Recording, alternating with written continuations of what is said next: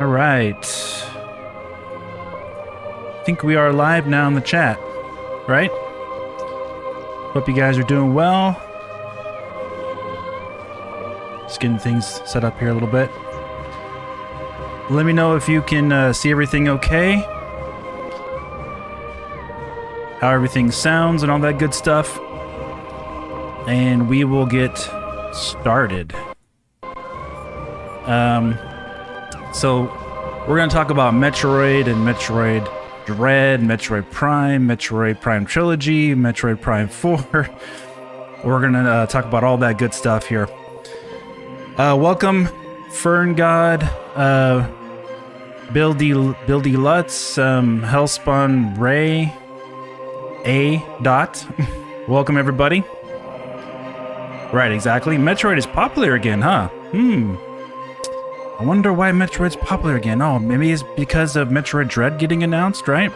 And we have, of course, Metroid Prime 4 that they mentioned in that E3 Direct, which we know is going to be shown soon. We've been covering that a lot on this channel.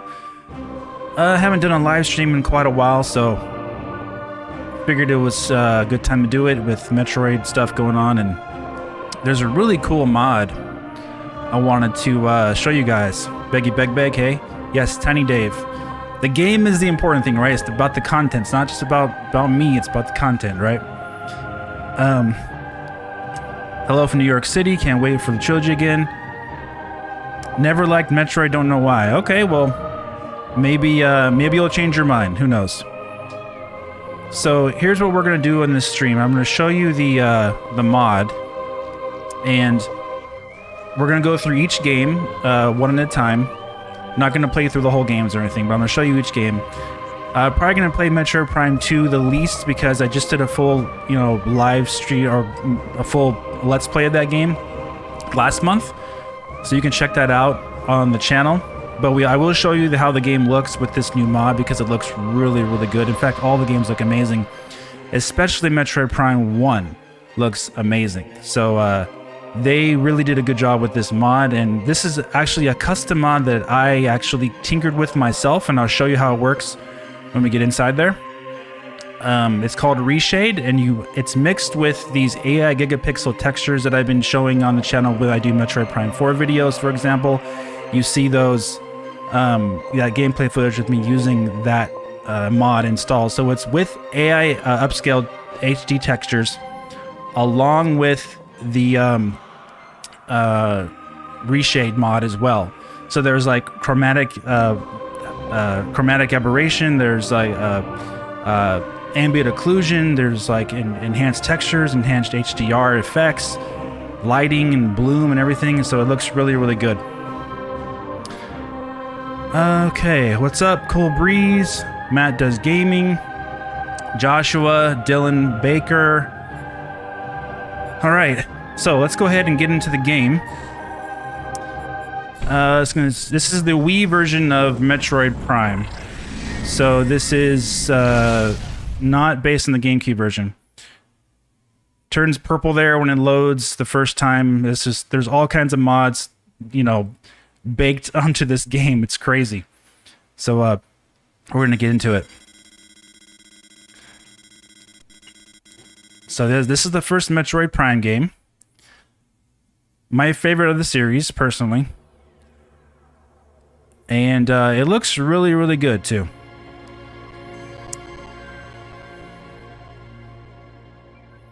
It's probably going to be a few hours, Matt.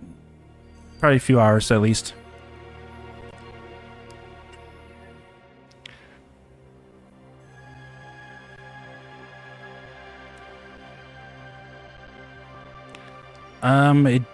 It's not going to run perfectly, okay? So just be ready for that. It's not going to run like at a perfect 60 frames per second. There's going to be stuttering and some loading stuff going on.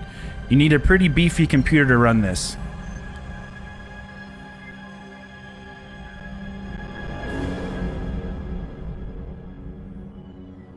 I have a 12-core, 24-thread processor, a 3900X. You could run it without that, but to get everything running like this, you need a pretty beefy computer. And I got a 1080 Ti graphics card, so not the best, but I'm hoping to get a 3900X, or no, a 3090 RTX graphics card soon.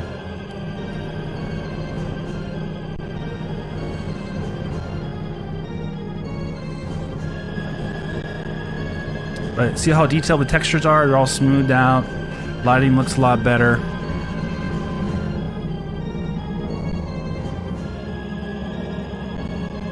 Good stuff.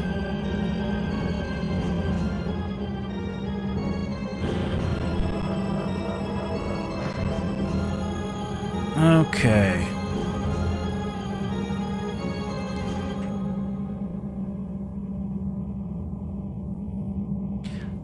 All right, so there's all kinds of like bloom added and everything that I put in there. It looks really cool.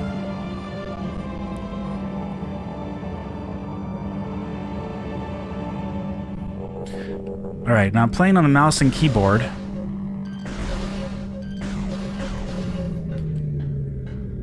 I did try the Wii Remote attachment thing for PC, and it didn't work very well for me, guys. So I need it to be like working really good for me to really want to play it.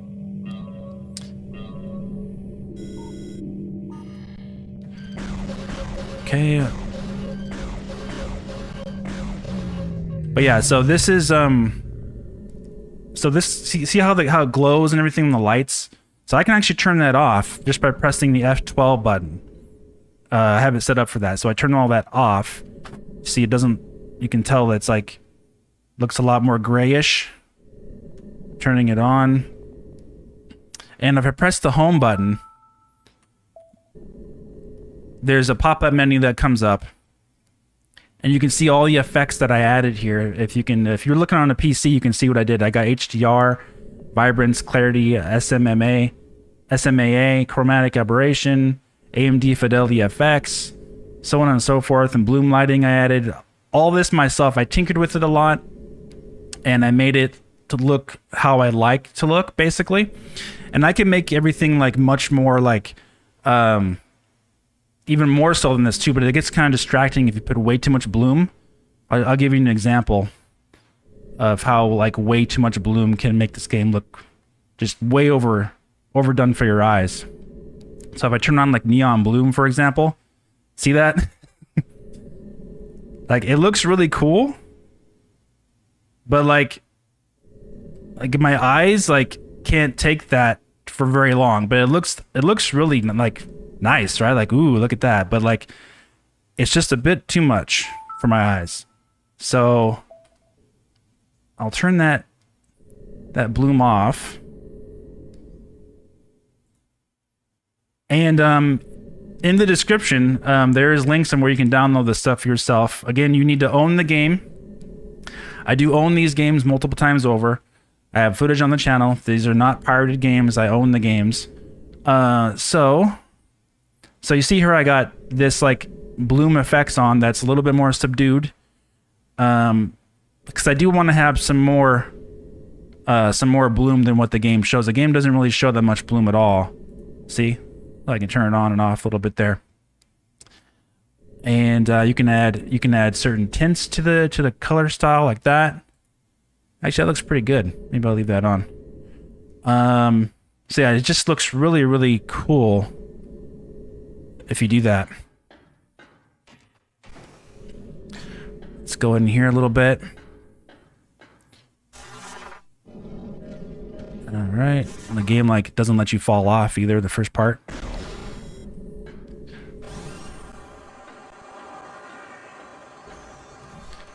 Okay. I have everything mapped to my keyboard, of course.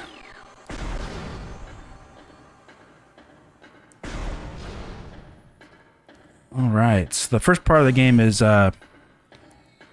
pretty quiet. Let's get through this.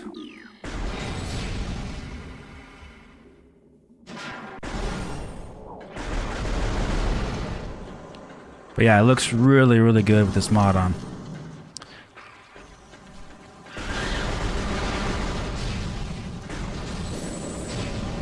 Okay. Yeah, so we just had E3, of course. It's been really exciting with Metroid stuff going on. Metroid Dread. Let me see, what am I supposed to do here? Go up here.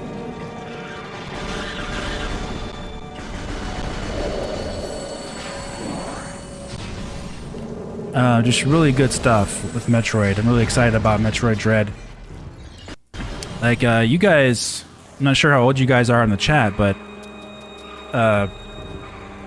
back in 2004, 2005, Metroid Dread, I remember seeing an article about that game in, it was like Game Informer or Game Fan or something like that.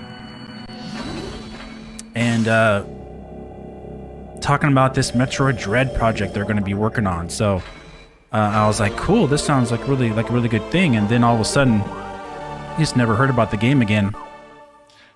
And then that was it. Like, the game just disappeared. And people were like, what happened to this Metroid Dread? And then, you know, years went by, people forgot about it, and then it just went bye-bye. You figured the game was just never going to happen. And that happens, you know, with gaming, game development. Games just don't, sometimes they get canceled. It does feel like a lifetime ago.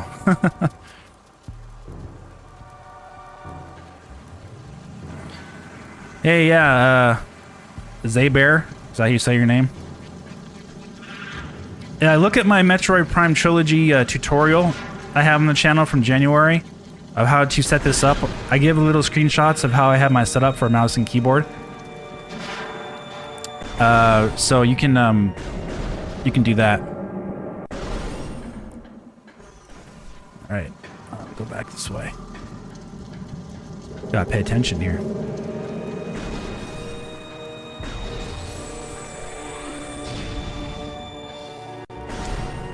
Yeah, it looks really good.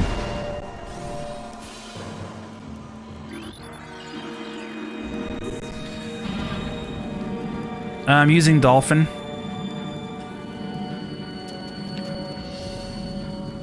And Ryu Habayusa. Thanks, man. Appreciate it. Thanks. Let's get through this.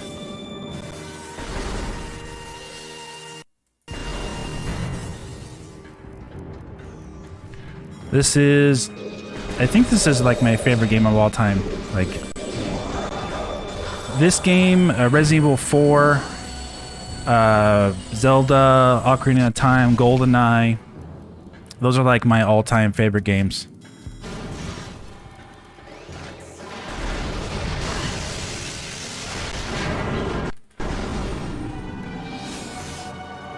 Yeah, like I said, you need a pretty beefy computer to run this. It's not going to run perfect. Especially with all these mods attached to it, it's gonna have a couple instances where it just shortly, you know, freezes a little bit. But hey, it looks really good. It's very playable. When do you think we'll hear about Metroid Prime 4 next? I think as soon as they show this new Switch, I think we'll see it, like, really soon after that, to be honest with you. I think Retro Studios is really waiting to showcase that game in all its glory. I only have a 1080 Ti right now, but I am looking to hopefully get a RTX 3090 soon. But this will get the job done. But yeah, Retro Studios, you guys obviously follow my channel. They call themselves a next-generation platform type of developer using cutting-edge technology for Nintendo. So that sounds a lot like this new Switch. So I don't see why they would wait. I don't see why they would show it now. I think they would wait to show it on the new Switch, which Nintendo has not denied is coming this year.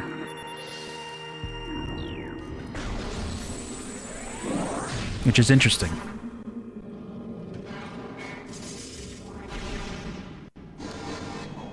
That was really fun though. We were crazy though earlier though when everyone thought it was going to be announced right before E3 and all of a sudden nothing happened. Everyone had their pre-order money ready. That was just crazy. I'm glad I didn't do a video on all that stuff because people got really caught up into that. Nintendo is just gonna announce it when they announce it.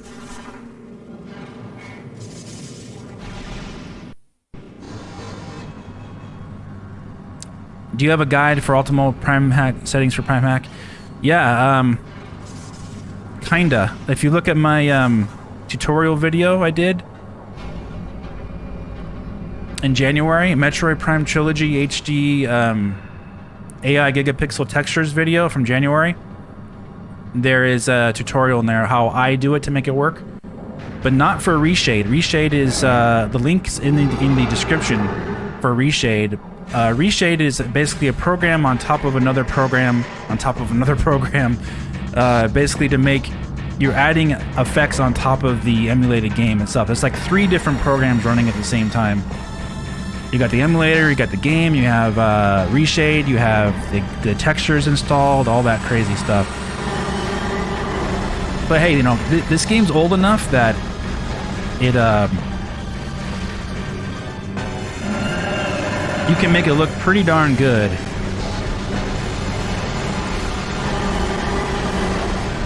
Get rid of this guy here. Girl. It's queen. You can make it look pretty darn good with the latest and greatest technologies if you have them available to you.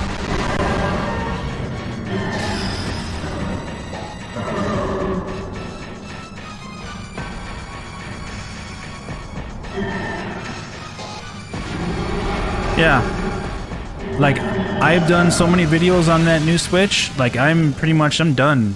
I've done my part. I've proved myself that it's real. I know that's a real piece of hardware. I know that's coming out, but it's up to Nintendo to announce it. So I'm happy with what I've done on this channel, covering that so far. And I've pretty much said everything I need to say about it. I'm not interested in doing a bunch more videos on it until they announce it. And then when they announce it, then we'll talk about it. Yeah, that's gonna be fun. Because like I said, I really do think that Metroid Prime 4 is gonna have a lot to do in conjunction with this new piece of hardware. So it's almost like a double whammy. Like you get an exciting announcement of new hardware, but plus you get new games and like Metroid Prime 4 shown with it. Hey man, that's gonna be really exciting.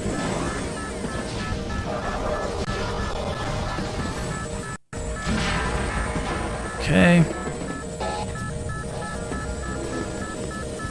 Yeah, Metroid Dread is gonna be awesome.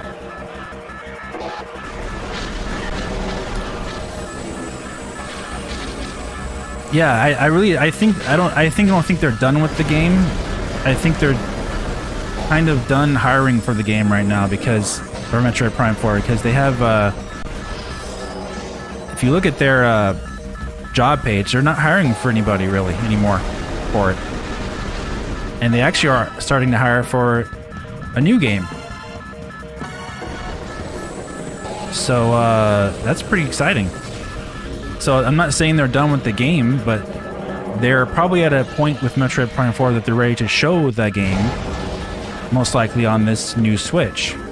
And they're preparing their demo, and we're on the verge of something really special. But yeah, I have a full playthrough of Super Metroid last year on this channel as well. I do love, Super Metroid. So I think one of my favorite games too, of course, of all time. So Metroid Dread is going to be amazing. If you haven't already played Samus Returns, I do suggest you pick that up on the 3DS. You can also pick up the other Metroid games on the Wii U as well. In fact, the Wii U has access to almost all of the Metroid series except for Samus Returns, which is on the 3DS. It's on the 3DS, but also the original version is also on the 3DS in the Virtual Console format from the original Game Boy.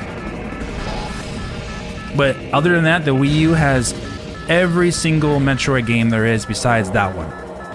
It's got Metroid 1, it's got Metroid Fusion, it has Metroid Zero Mission, both those from the Game Boy Advance.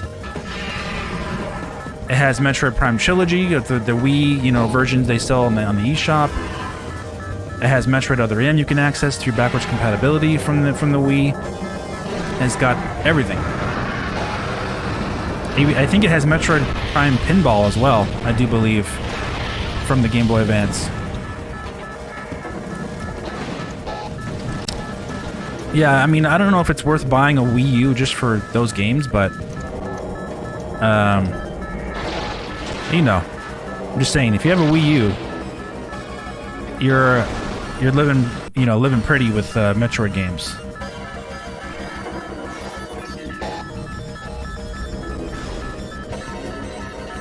All right, I'm out of nothing this here.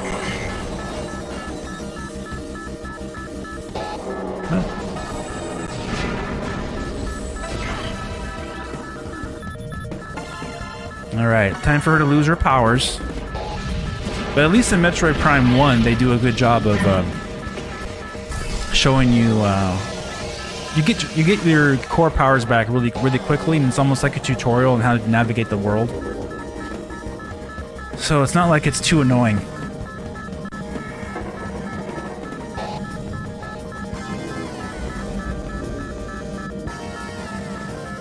But yeah, the Wii U is a great system in my opinion. Just doesn't have very many games, of course, and most of the games have been ported to the Switch. So, which is good because a lot of those games deserve to be played because they got missed out on the Wii U.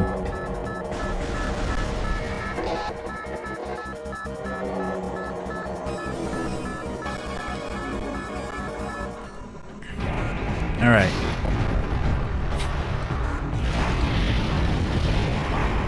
Let's follow them down to the planet.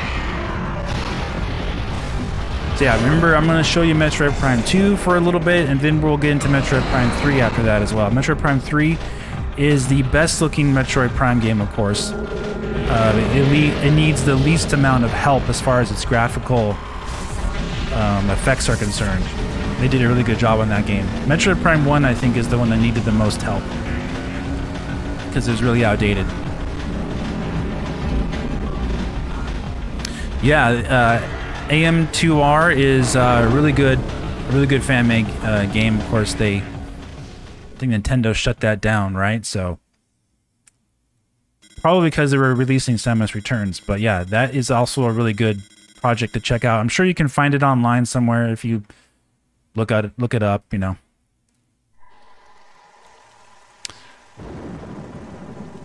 Can you adjust the excessive bloom in Prime 3 using shaders? I don't know if you can deactivate the core, like the core part of the bloom in that game, but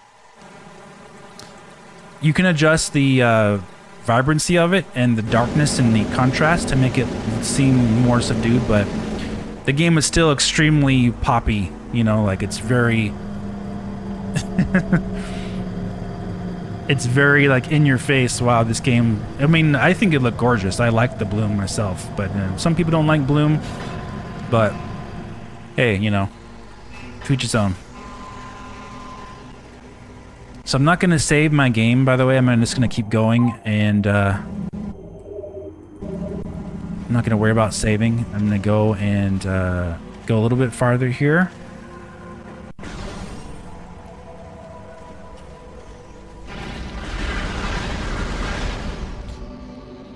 I don't have my charge beam. I'll try to charge my beam to get those, and I can't. That's the one annoying thing. I wish... So in Metroid Prime 3, they did let you keep your charge beam, I think, in the beginning of the game, but they don't let you do that in this one. Obviously, this is the first Metroid game in quite a long time, so... Back in the day there. First Metroid 3D game. Let's go this way. I'm using the left shift button to do my lock-on. Of course, the mouse is just free look. And my number 4 button, along with shift will do my scanning. So you just tap number 4 on top of the W key and then hold shift and it'll scan. I'm running it at 1440p native. And trying to run this at native 4K, the game just will not run very well on my system.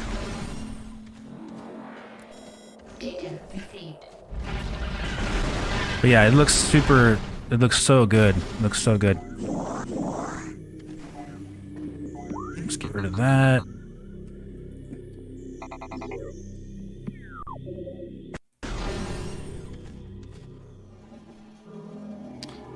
Right.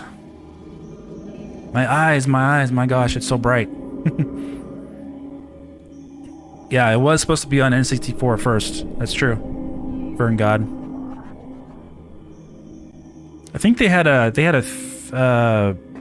build of it also that was using some third-person stuff on it as well.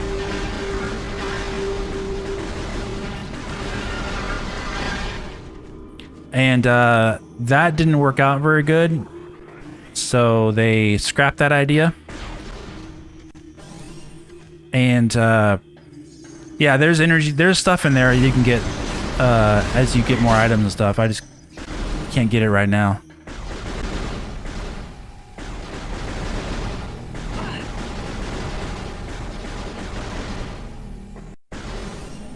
Okay, let's go over here. Get what I need to get.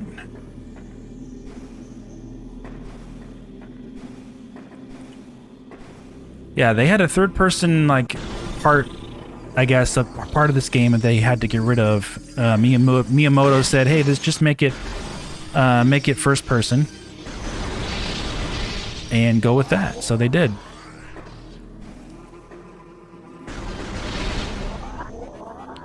Okay, let's go back this way. Come on.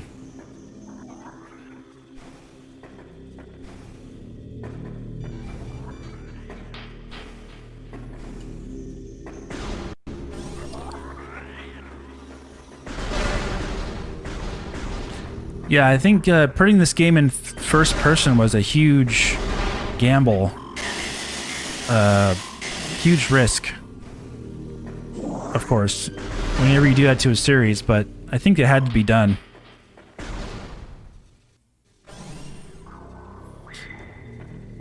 Yeah, that's a Dolphin glitch. When I have full health, I think that's what happens when you got full health, I think. Not too concerned about it, though.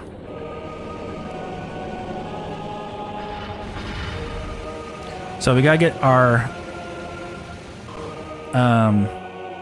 missile upgrade. Missile upgrade will let us get our morph ball upgrade. Morph ball upgrade will let us get the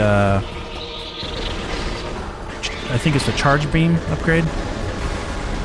And then the charge beam upgrade will let us get our morph bomb upgrade.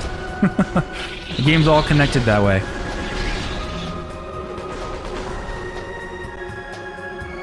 Take care of these dumb little flies.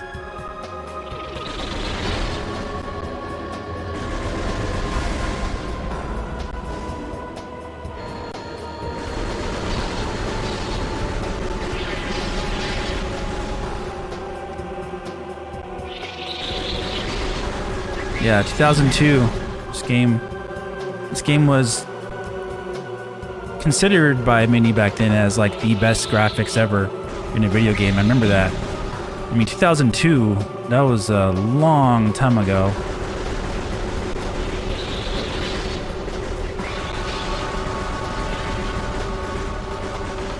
Come on.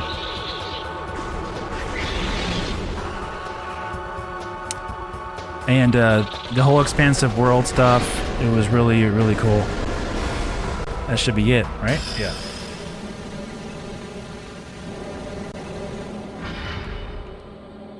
You found Metroid Prime very late? Yeah. Let's get our missile upgrade. Alright.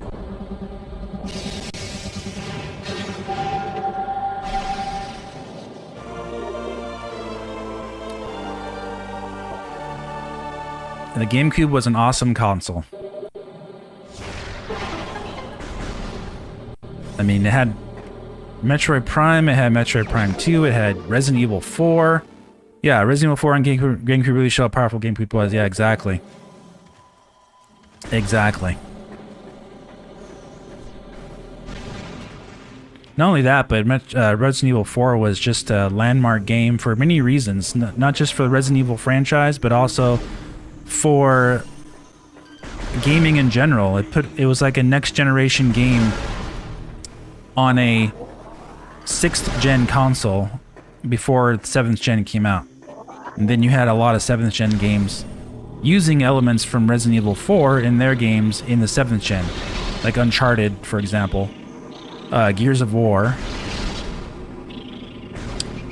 Some of the Tomb Raider games, they all use elements of Resident Evil 4 in that. Same, and then Metroid Prime also. Other games also were influenced by Metroid Prime as well. Let me go back here. Don't worry about that. Hey, thanks, Dylan Baker. Appreciate it. Cheers. Yeah, so Metroid Prime influenced the whole like first-person exploration aspect a lot more. I know like other games did it too. Half-Life a little bit. But Metroid Prime, I mean, there was a lot of games that did like puzzle solving, incorporating a lot of those aspects into their game. With from Metroid Prime being influenced, even Doom Eternal, like, and Doom, the whole map and everything was very much influenced by Metroid Prime. As you guys know, I'm a big Doom fan, of course. So, yeah, there's the morph ball. It's not gonna let me get it. So close, but it's so far away.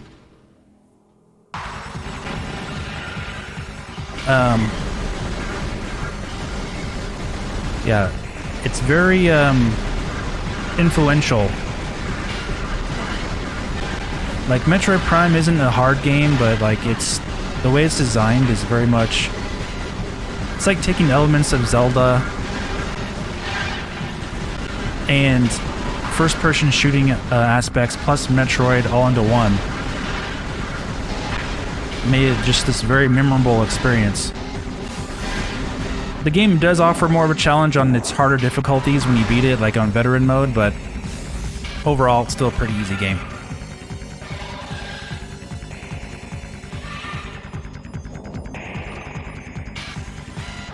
It's more about finding everything. Oh. Okay. Let's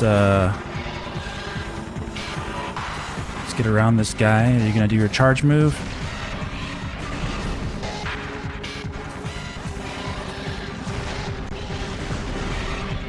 Okay, I think he's dead.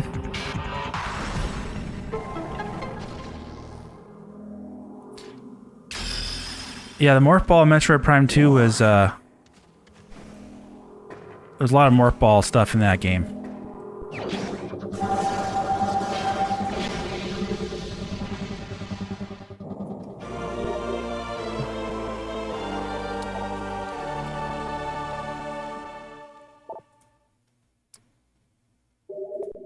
Spire Ball and Boost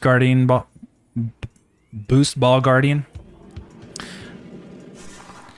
Interesting about that too is some trivia about that game. If you didn't have the GameCube version, if you only played the Wii version of Metroid Prime 2, the Wii version is actually factually easier than the GameCube version. GameCube version was harder, had harder bosses. You took more damage. Harder enemies. That was one complaint that reviews had on it, was the game was too easy or too hard. Metroid Prime 2. So they made it easier for the Wii version of Metroid Prime 2, and then same for Resident Evil 4 too. They made the Wii version easier as well. So it was if you want to play the original games, how they were meant to be played, play the GameCube version of Resident Evil 4 and Metroid Prime and Metroid Prime 2. I'm not 100% sure about Metroid Prime 1, if they made it easier or not. It seems like the same to me. So I don't think the game was hard in the first place. But Metroid Prime 2, they definitely made it easier.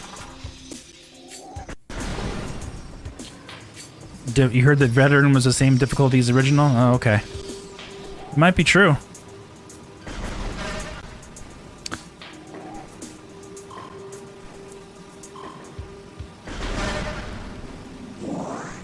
Yeah, the game was harder on the GameCube version, and also the whole Dark World thing too put people off in Metroid Prime 2. If you watch my review of the game, my 16-hour review that I did, I detail that. But I'd have timestamps in that to show you. If you want to skip to my review in that 16-hour video, my full playthrough of it, I do explain part of the reason why people didn't like Metroid Prime 2 as much as Metroid Prime 1 or even 3 in some instances. But a lot of core Metroid fans did actually thought Metroid Prime 2 was the best one in the series. And it actually is the best game in the series after the first level, in my opinion. Because the first level in Metroid Prime 2 isn't as good as other Metroid games, basically. Other Metroid Prime games. Like, Egg on Waste isn't as good, in my opinion.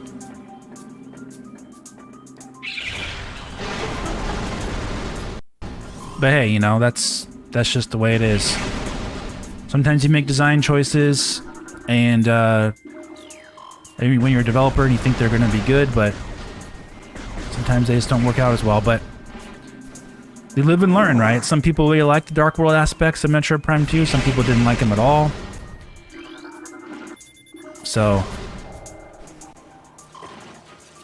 I personally didn't mind the Dark World in Metroid Prime 2. I thought it was fine. I just thought the first level was kind of bland and boring compared to the rest of the game. But it wasn't bad by any means. It wasn't like a bad level. It just was more like a continuation of like the Phase-On mines from Metroid Prime 1.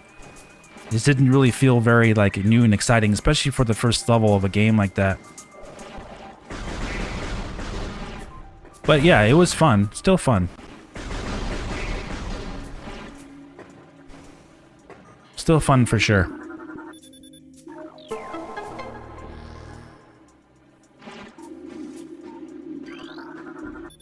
Okay, now we're gonna get the power beam. I mean, not the power beam, the charge beam.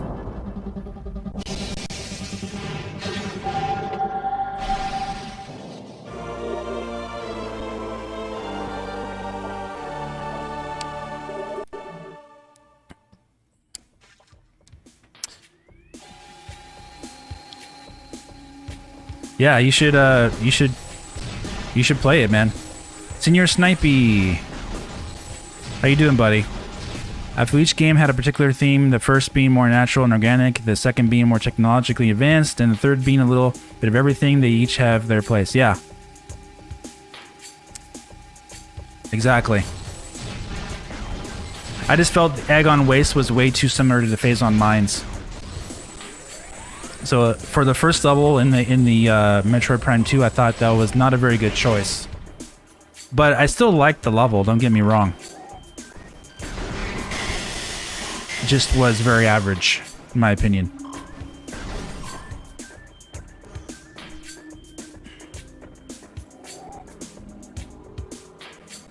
Yeah, you can use ReShade, I think, in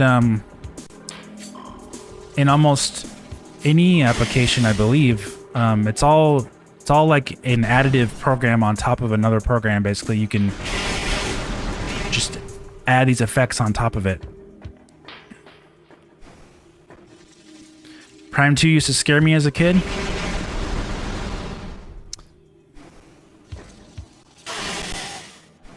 Yeah, it never scared me, to be honest with you. But, you know, I'm what you consider an OG. I've been around, I was playing, when Metroid Prime 2 came out, I was already 24 years old, so this did not scare me. I'm not saying age has nothing to do with being scared, but yeah, it was like atmospheric and stuff, but it never scared me.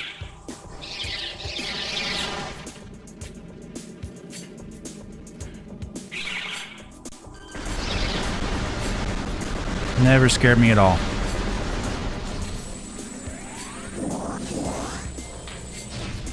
Okay.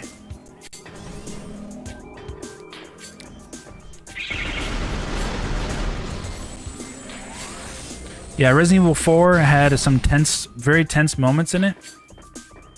Definitely was, had some jump scares. I didn't really get scared though. I did feel very tense in some moments in the game.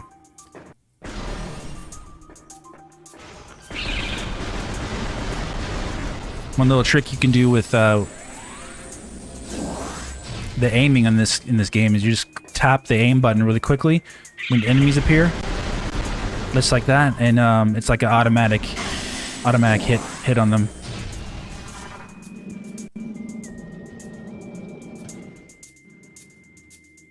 I'm moving my morph ball with a keyboard, so take some time to get used to. Now we'll fight this guy and get our bombs. What's up, brother? Loving the Metroid coverage. Yeah, first level in Prime 2 was not very inspiring. Yeah. Very true. Alright, this is a YouTube bitrate nightmare. So if it gets a little fuzzy here, it's because there's all kinds of particle effects going on.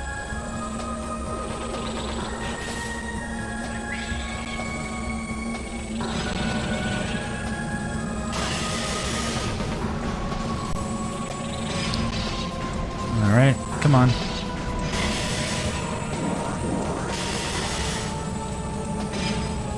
Come on, give me your thing.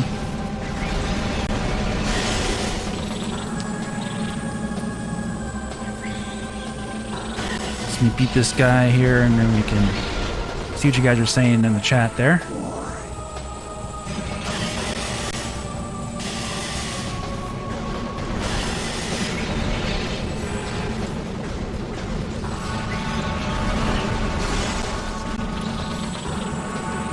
There we go. One more to go? Yeah, probably.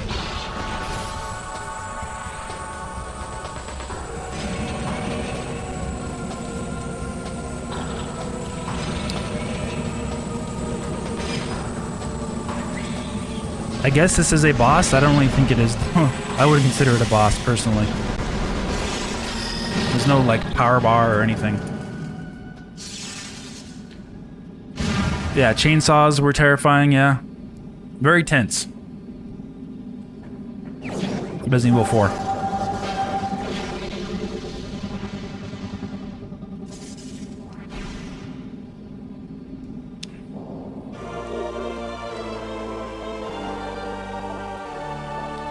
So yeah, if you never played Metroid Prime game before, every item that they introduce in the game is all connecting to another item. It's like one item after another will get you, you know, to the next item.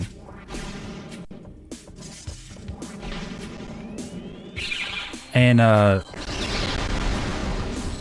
doors being locked, you know, all that kind of stuff. Like that, like I couldn't get through this door before without having the bombs, for example.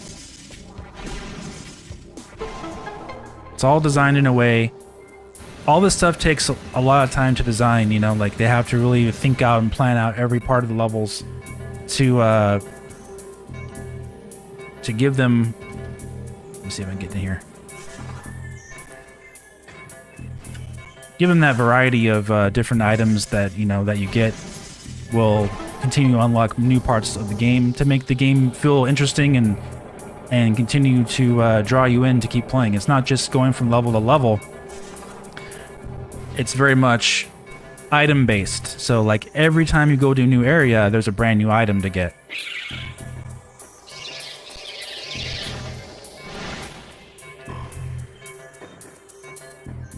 Every time you go to a new area.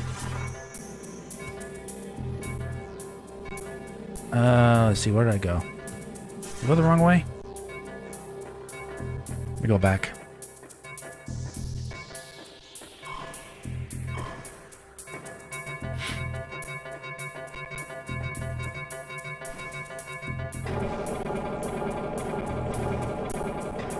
Okay, that should turn back on again. I gotta go climb up those thingies. Yeah, Metroid Prime 2 had a lot of backtracking. They all have backtracking though, like every single Metroid game. But if it's done well, then you don't notice it. It's the games that don't do it well that are really annoying. Right?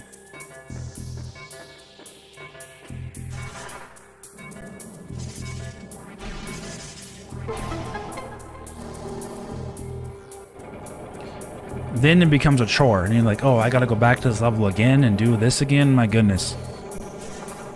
Like, there are a lot of games like that. I think that's just lazy, too. If it's nothing but backtracking, that is just lazy design.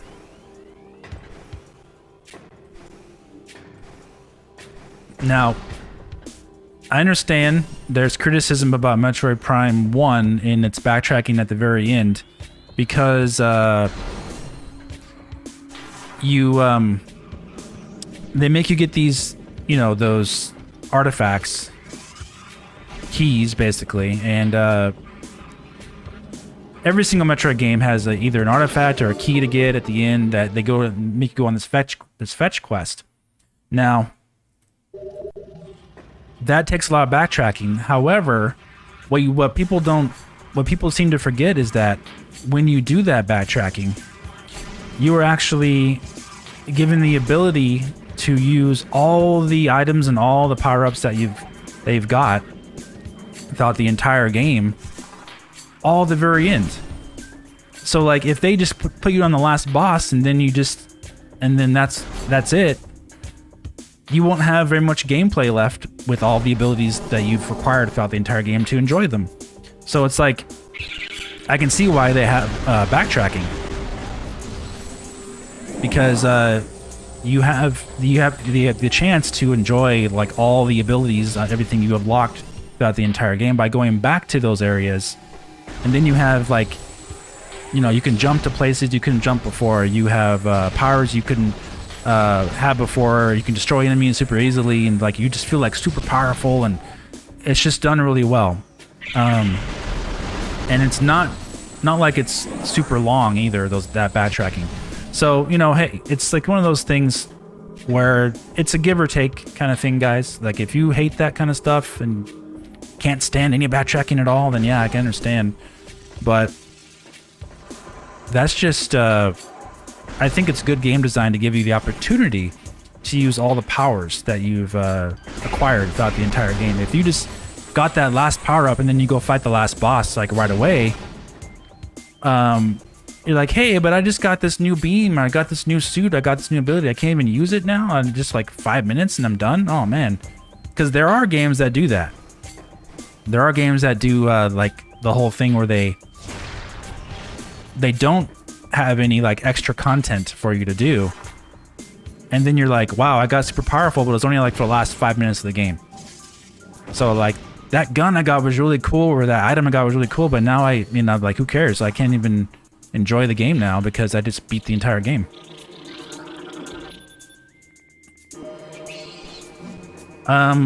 Some games I think like I didn't really like it when they did that in Wind Waker, for example. Like I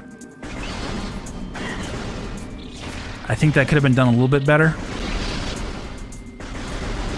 but I didn't mind it in Metroid Prime. Didn't mind it in Metroid Prime.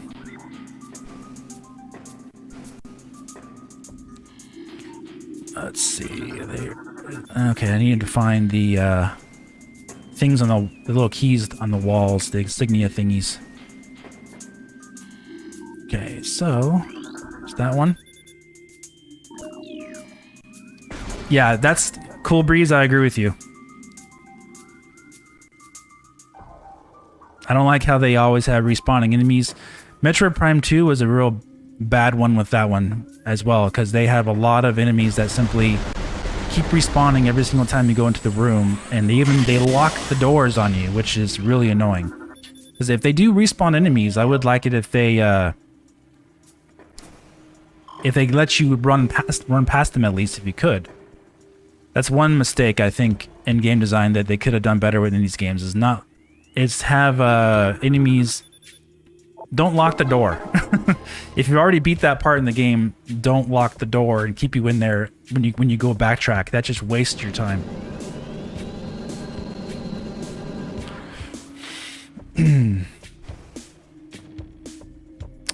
Yeah, so yeah, I think I'm going to stop it there for Metroid Prime 1, and then we'll go into Metroid Prime 2, and then we'll go on Metroid Prime 3. I don't want to be here forever. So we will stop that. Just 1 second, guys. And we'll go back into Metroid Prime Trilogy. For how ReShade works, I could reset the emulator from the beginning, but it sometimes will crash and freeze the games up. So I just end up ending the program completely and restarting it. It loads fast enough, so it's fine. But yeah, I got all the core upgrades really quick there in Metroid Prime 1. I want to show you how good it looked. And I'll go into Metroid Prime 2 now, and then we'll show you that. I won't spend too much time here because we just did a full playthrough. I'm playing on Dolphin.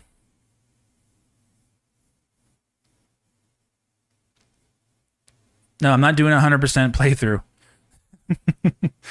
I'm just showing you, it says Metroid Prime Trilogy, so I'm not showing you Metroid Prime 1 only, I'm showing you Metroid Prime 1, 2, and 3. You see how even the words have like a little bloom on them, like that. I added that in the program. See, like, so those of you guys joining now, it looks like this. You see, on the side here, this menu opens up, and I got all these special effects I can add to the game. Some of that will crash the game, but for the most part, this will make the game look better, or depending on what you like how a game to look. Like it'll make the game look more vibrant, smoother, more bloom, less bloom. You can even add a flashlight to your pointer. Even you can add blur to the game. You can add overlays.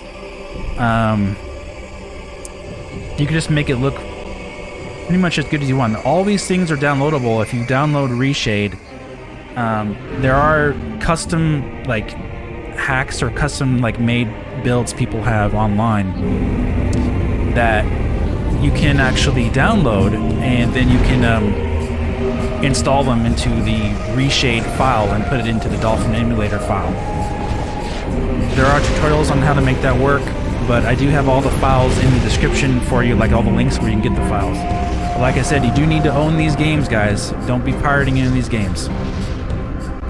And the Prime Hack program that I'm using is a specially made Dolphin emulator for the Metroid Prime Trilogy and Metroid Prime 1 and 2 on the GameCube, where you can use mouse and keyboard to make the game work with mouse and keyboard. I do not need Wii remotes. I was just saying earlier, I tried the, what was it, the Mayflash Wii remote sensor bar Bluetooth thing. I tried it out. Like yesterday, actually, I got it shipped to me, and it didn't work good at all. Like, I was trying to aim at the sensor, and it just it was a very small area. It just didn't work very good at all for me.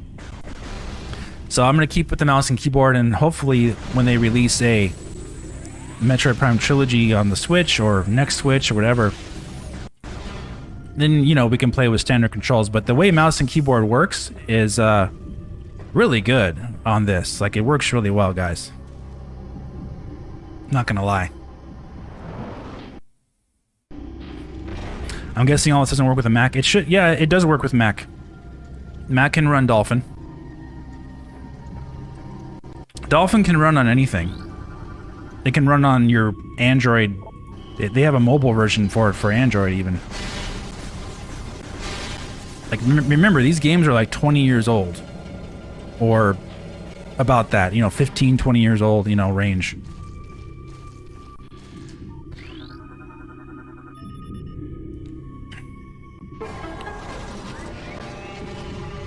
The thing with, because like Mac can run, I believe you can run other OSs on top of the OS itself for Mac.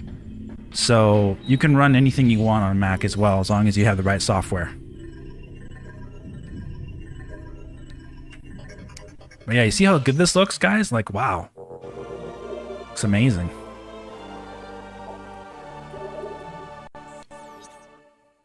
Okay, let's get rid of that.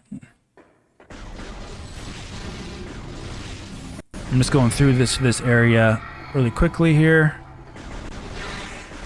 I want to get to the open part. I'm not going to show all the game, but this does look a lot better. Like, if you compared this to the original game, for example, like the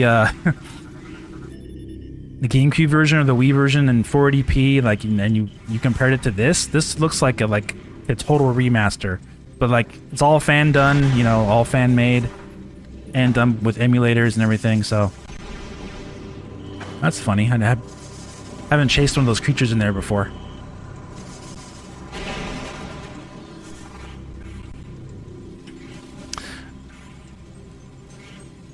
Yeah, I haven't seen Star Fox Adventures yet. I'm sure it looks really good though. But yeah, see how the lighting and the textures are? They're all glowy, and it's very, very good.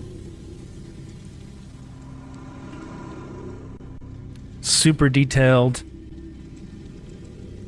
shiny. Like, if you look close on the textures, because I'm also running the AI gigapixel textures as well as ReShade on top of it. So you have the AI upscale textures.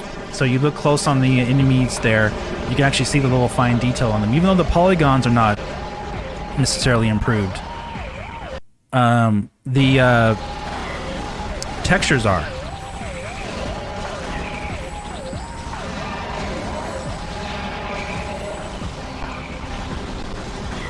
Feature you want from the Switch most want is HDR. Yeah, I'm sure they could do it. I don't think it'd be an issue. I mean, PS4 Slim supports HDR, so it's like, it's not even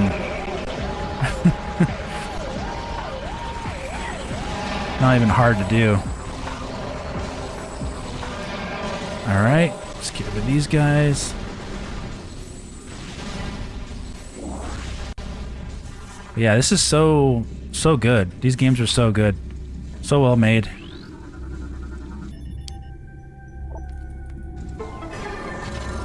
Also, the font for this hack, they also increased the resolution for the font as well. Prime Hack does that.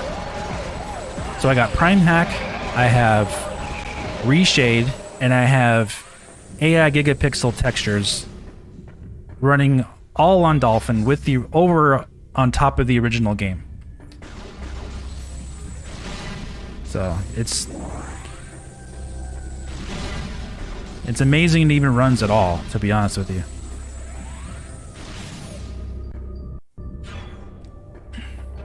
Now we're gonna go in the dark world.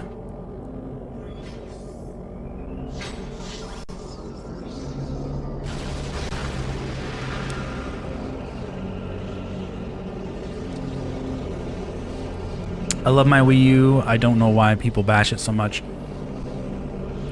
Well, hey, you know, it's like, if you bash the Wii U, then are you also bashing all the Switch, all the Wii U ports that are on the Switch? Because if you're not, then you shouldn't bash the Wii U, because like the Switch has a ton of Wii U ports that people love, apparently. So, hey.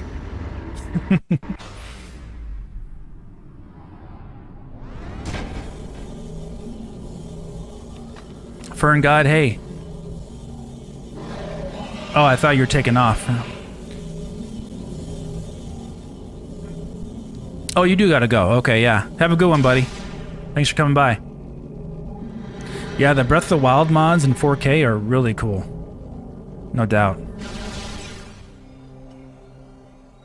They've been doing some crazy stuff on that with Simu. They've been adding like ray tracing and all kinds of crazy textures. Yeah, have a good one, man. Have fun in New York City.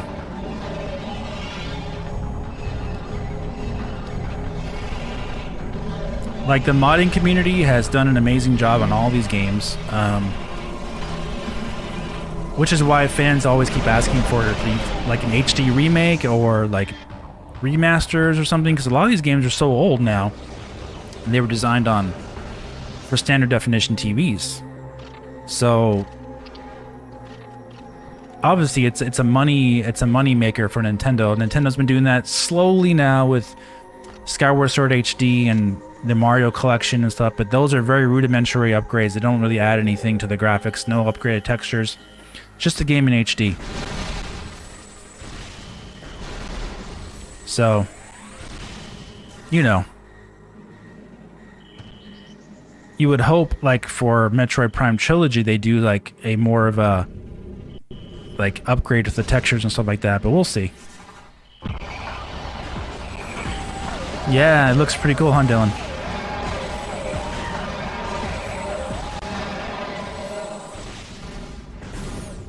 Not gonna worry about saving. Let's get to the next area. Let's open this up. Go up the elevator. What's up, Dollar Bill?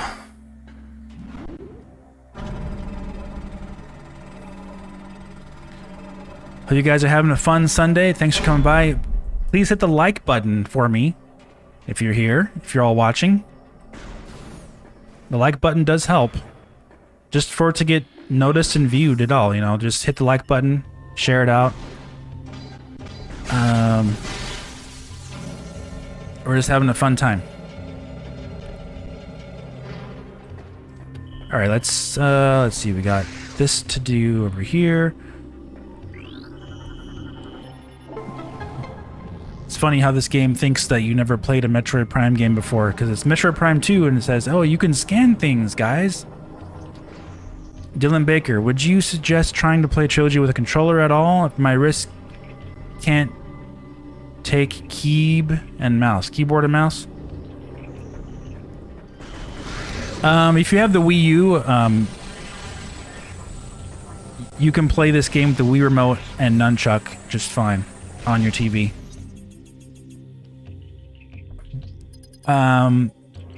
If you can get the Bluetooth Wii Remote adapter working on your PC, then you can use it for that as well on the Dolphin.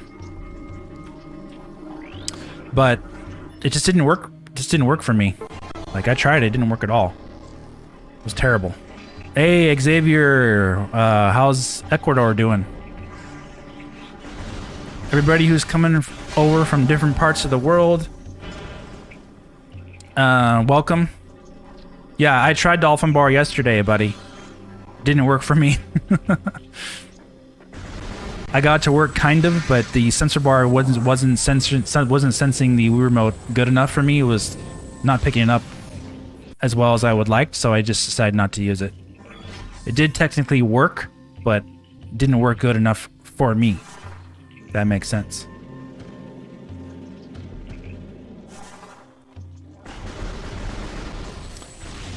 Metroid Dread, I can't wait to play it. It's gonna be the end of the Samus's story with Metroids, but they already said they're gonna have more games in the series. They already have those planned, so it's not gonna be the end of the Metroid series at all. We're just getting started. Like, Metroid's been out of commission for so many years. It's not the end of the saga at all. They're gonna continue, and it's gonna be really, really good. That was a very exciting announcement.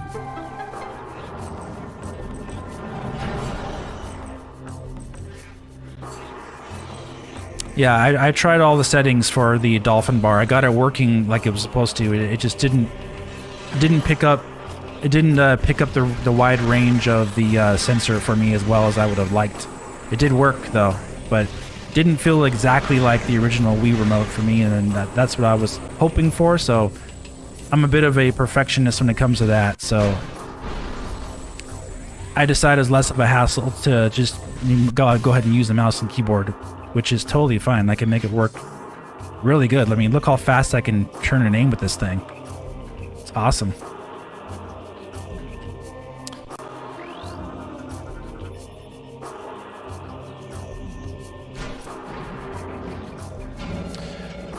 Do you think Nintendo released an official HD port? If Nintendo released an HD port of the trilogy, you'd stop making this?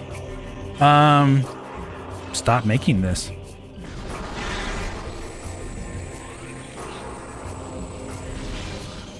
Then, well, yeah, we'll have to, I mean, I would probably see, I'll probably do a comparison of what the differences are. I would play both.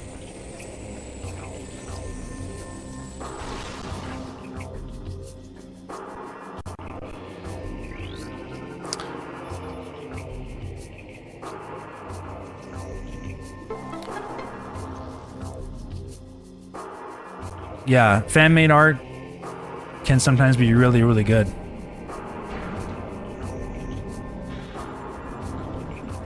Do you think Metroid Dread will sell over 3 million units? Yes, I do.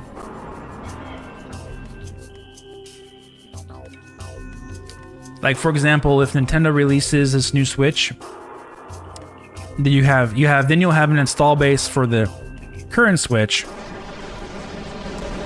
Then you'll have a new install base for this other Switch, and of course it'll be backwards compatible, and then you'll have more opportunities to play that game, probably like it with enhanced resolution on the new Switch, for example. I think the game will sell over 3 million, no problem. It was the most pre-ordered game of any game at E3. Like, of all the games, it was the most pre-ordered one.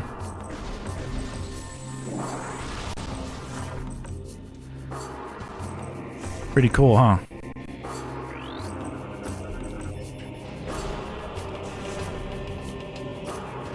Let's go back through here. Oh, okay, I was doing this little thing. Let me in, let me in.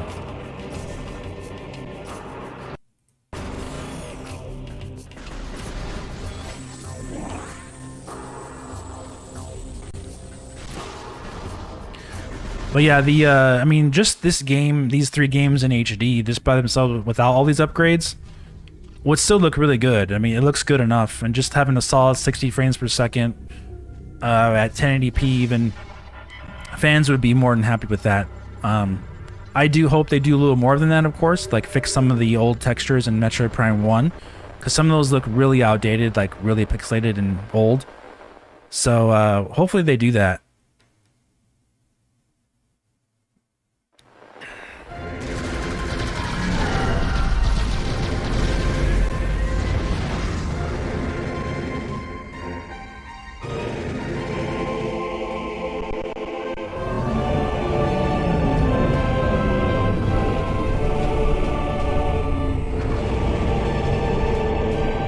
We will wait and see.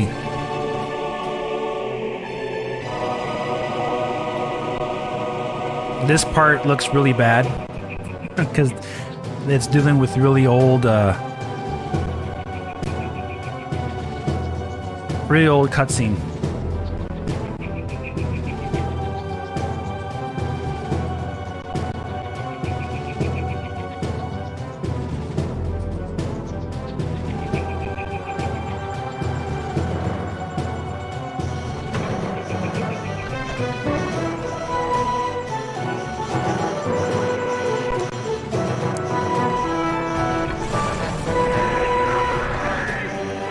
Yeah, hopefully they have multiplayer in Metroid Prime 4. That would be really cool.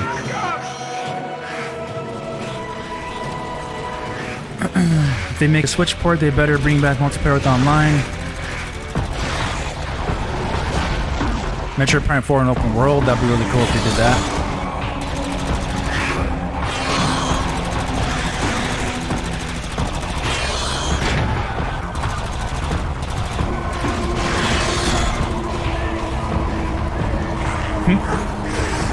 Yeah, Prime 2 with Switch Online would be kind of ridiculous. I didn't really like that mode in the first place, so.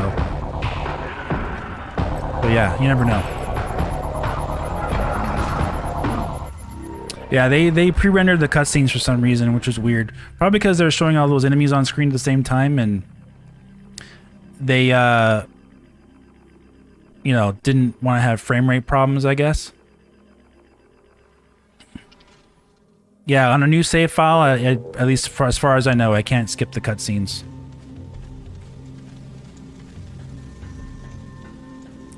That was it.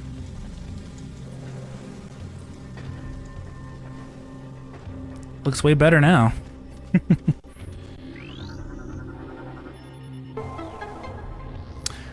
So how many times to click with Prime? I tried so many times to click with Prime Corruption, but just couldn't do it. I'll probably give it one last shot.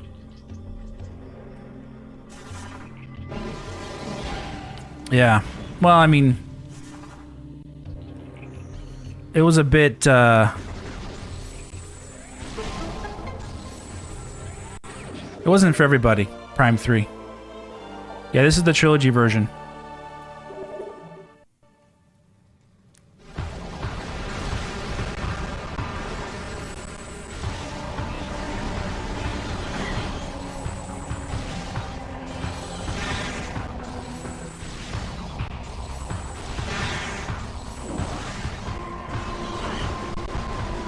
Come on.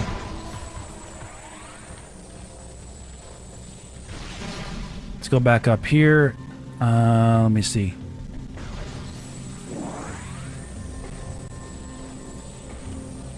Wait a minute, wait.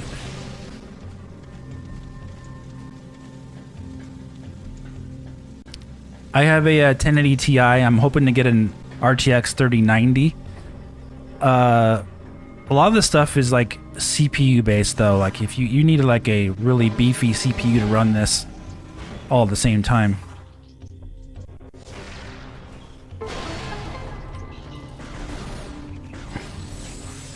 I have a 12 core 24 thread Ryzen 3900X.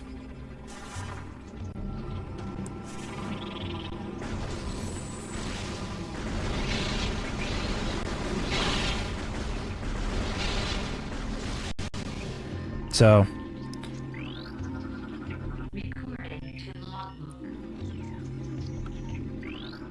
you need a beefy CPU to run this stuff. So I have so many things layered on top of layers here. Like I was talking about before, all the HD textures and all the ReShade program itself, the emulator itself, the game itself. I also have it running off an SSD as well. So it is what it is.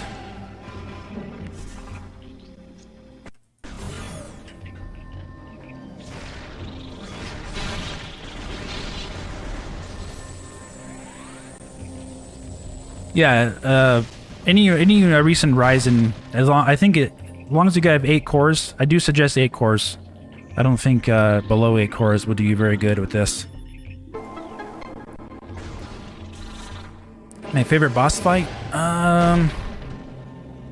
God, people asked me that before too. I really don't know what my favorite boss fight is, guys, to be honest with you.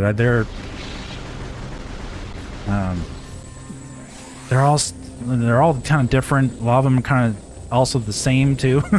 Yeah, I'm not 100% sure which one my favorite would be. Let's see, I'm gonna break that. That should do it. There we go. Let's go over here.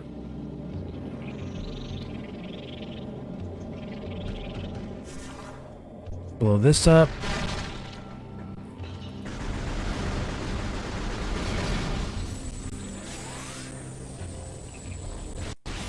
And we're going to this temple here.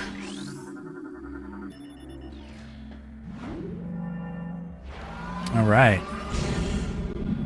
Hey, Dark Charizard. Welcome, buddy.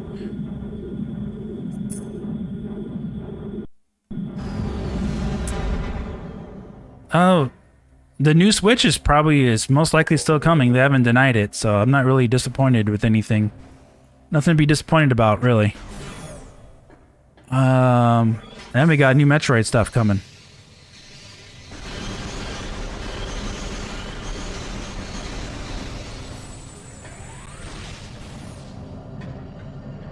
Now, there's always something fun and exciting to do.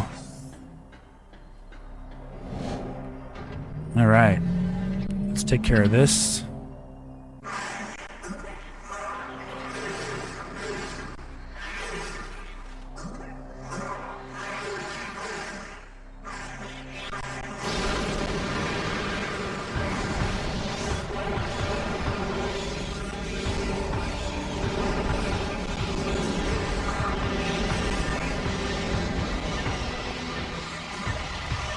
I don't think Other M Story was that bad, although some questionable decisions were made. Yeah, true.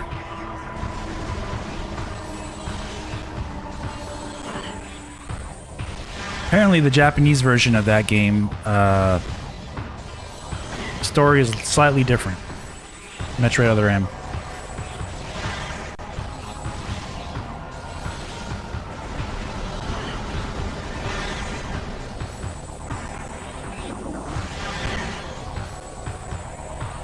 Where's the next guy at? Hey, what's up, Erica?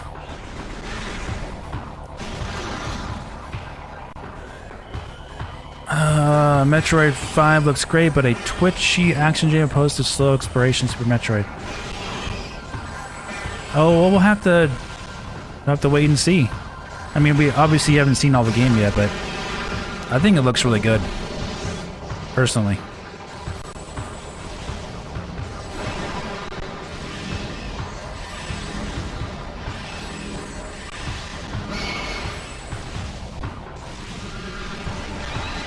This guy doesn't like missiles.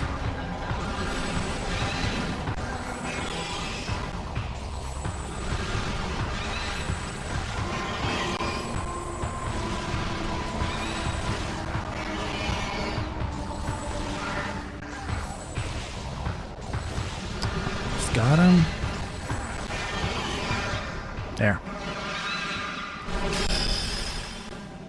To be honest, I like the more action-focused combat. That was probably my favorite part about Other M. Okay. There's always going to be action in Metroid games, right? There's always going to be action in Metroid games.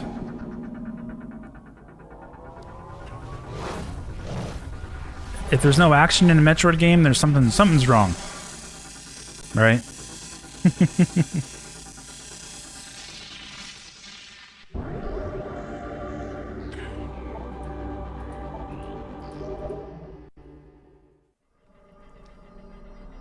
Alright.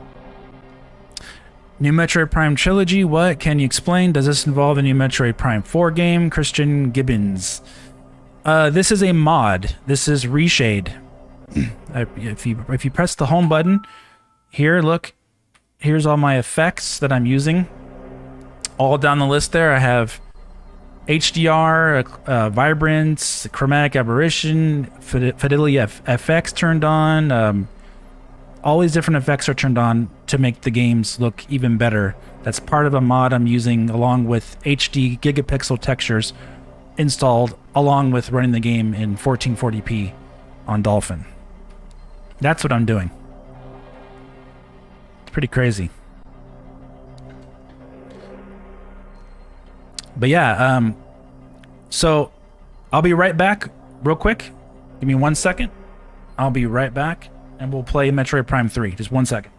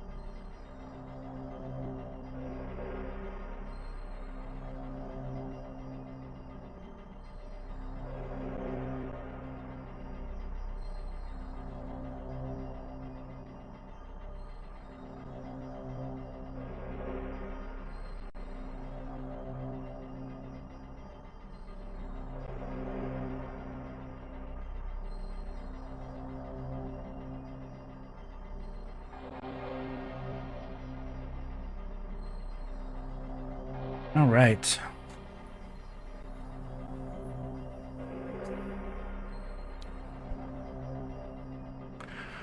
Okay. Let's see. What do you guys say here? Super Metroid was 9 hours long. Sandstorm was 15 hours long. Hopefully this will be 20 to 25 hours long. Yeah. Hope you're right. I would love to play that. Back in the 90s, my dad asked me what I wanted to be when I grew up, and I said a game designer and told him my idea was Super Metroid in a first-person perspective when GameCube launched Metroid Prime released. Wow. Well, you said that, huh, Jonah? Before Metroid Prime was even a thing, you asked for a first-person perspective Metroid. So Metroid Prime must be really special to you, huh? That's awesome, man. Cool. Yeah, it's been really nice sharing like Metroid experiences, you know, with you guys, and like we had that Metroid event last month. We talked about it. Really fun.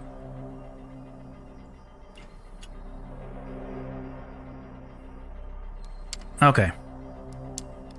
That's enough of Metroid Prime 2. If you want to see the full game, check out my channel. I have the entire game there. Doesn't look as good as that, quite as good as that, but looks really good. Ant, what's up, buddy? Now we'll go into Metroid Prime 3.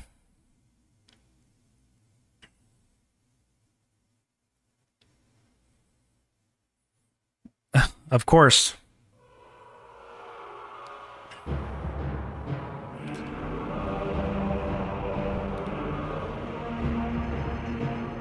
Chariot Gaming, what's up, buddy?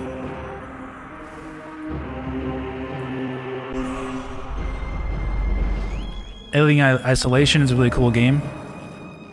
Yeah, you guys should definitely play that. Metroid Prime 3 Corruption. This is the best looking Metroid game. Metroid Prime game. And Metroid game, basically.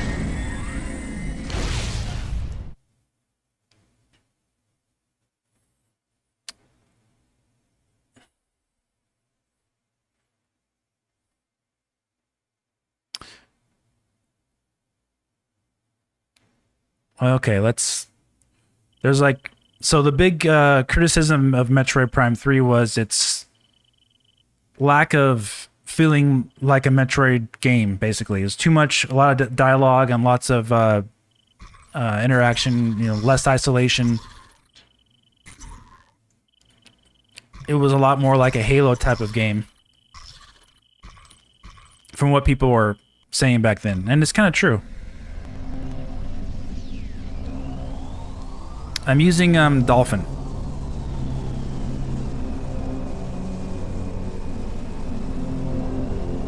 I love to see your commentary on each part of Metroid Prime 3 like you did with 3 Echoes. Yeah, I might do that later. It takes a lot of work, but I might do that later.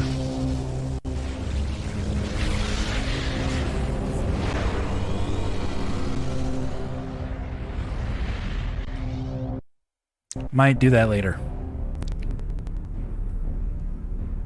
Cryostasis shutdown complete. Vital signs stable. Activating various suit. Suit diagnostic complete. All systems function. Alright. The cool thing about this game was interacting with your ship. I mean, look how cool this is. This is really awesome. Wait, what was my code? Wait a second. Course leading. I don't think I had a code yet. I just started doing it. Reorientation complete. Galactic Federation fighters approaching. Incoming transmission. Unidentified vessel, please switch to a secure radio frequency and transmit your identity code. We are standing See, this by. is like very much like Halo. It's cool though. I definitely like it. Just a lot of people didn't feel like this was like Metroid Prime, you know?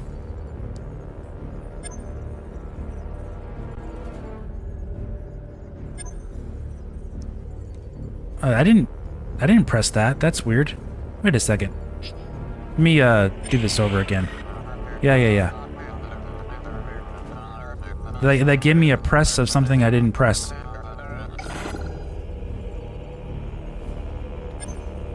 Okay, that one.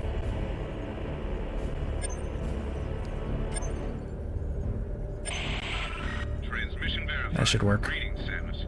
We welcome you on behalf of the Galactic Federation.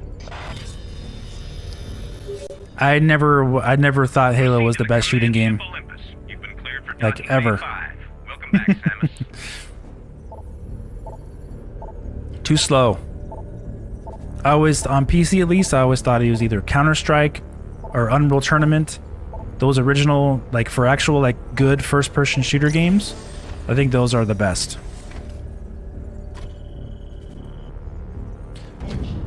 Kevin, love your channel. Hey, thanks, buddy. Care to share what controller method you are using for this? I'm using mouse and keyboard through Prime Hack. And if you go to my channel and look up my video back in January, I did a tutorial on how I have it all set up for Metroid Prime Trilogy on Dolphin. It's in January. It's in my Metroid Prime playlist. And I show exactly how I have the controls set up for mouse and keyboard. And in the description to this live stream, I have all the links of what you need to install all those things as well for this mod and all those hacks and everything. But like I keep repeating and saying, you guys need to own this game.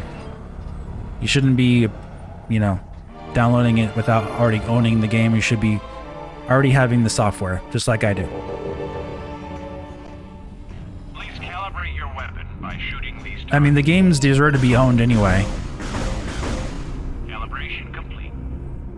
Yeah, it's very, very bloomy. Admiral Dane is waiting for you in the briefing room. I will upload the location to you now. The map's a little different.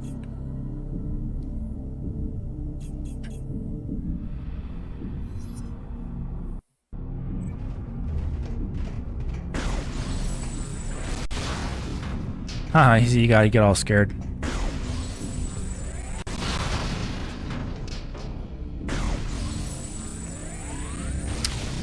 Do you think it'd be possible to release Metroid Prime Trilogy on Switch before Metroid Prime 4? Yeah, I do. I do think they'll do that.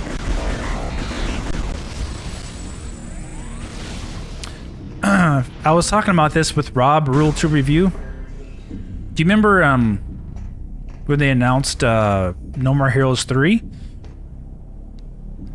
Hey Kevin, thanks for the super chat. Appreciate it. Appreciate the emote. If you remember No More Heroes 3, they didn't announce No More Heroes 1 or 2 remaster until like a year later. So just because they announced Metroid Prime 4 before they announced Metroid Prime Trilogy doesn't mean it's not coming. It can be like a simple tweet saying, "Hey, by the way, you can have Metroid Prime Trilogy in HD as well, and here's a trailer for it." Since they're re-releases of these games, I don't think Nintendo even has to have a big old like gigantic like Metroid Dread type of thing. You know, I think they will sell well on their own.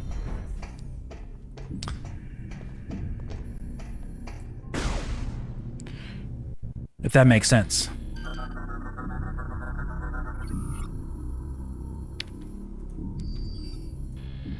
Yeah, Nintendo will do that. 13576, I think's the code. Yep. Try not to move during the procedure. We need a I stable understand the procedure. Subject is cleared for the command bridge. You may proceed. Of course. Have you tried the Metroid mod for Doom 2 with Super Overkill? No, I haven't tried that. Pull that lever toward you to enter the containment area. You said it last year, huh? The Metroid Dread was gonna happen?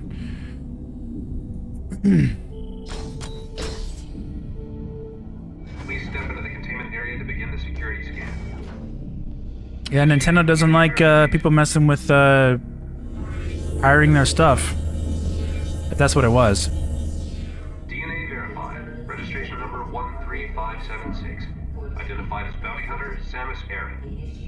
Preparing biohazard scan. Please approach the scan terminal. I'm not even doing anything here. The game's just all doing it by itself.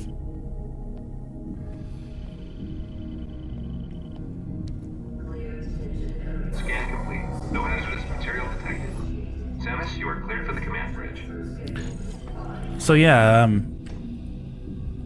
Nintendo to have their E3 event, and if they do announce this new Switch this year, it'll probably be in its own event as soon as next month or August or what have you, and then they can still release it in time for holiday, just like what all these rumors and reports have said, even though, you know, they also said it's going to be revealed before E3. But one thing to keep in mind too is that those reports said that they could be revealed before E3. They didn't say it would for sure.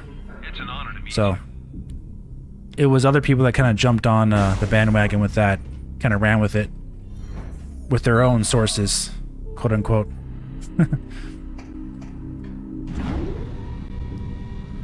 But we know the console's real. We've seen it listed on the firmware, like it's actually like a real console. So yeah, we know it's coming. It's just a matter of them announcing it. So I wouldn't even worry about it at all at this point. It's just a matter of them announcing it, and then we'll get on to pre-ordering it. Pre-ordering it, though, that'll be something to to do. Hopefully, what my hope is that they do pre-orders in store. Now that the pandemic has kind of calmed down a bit, people are doing like in-store stuff now. If they do an in-store pre-order for this new Switch, then chances of you being able to pre-order it will increase greatly. You'll be able to wait in line and actually go out and pre-order it physically, instead of having to take your chances with bots. Admiral Dan has ordered me to remind there's a recharge station at the other. Oh, he wants me to recharge first before I talk to the Admiral. How annoying. So if you having to fight against bots to your pre-order device is so frustrating.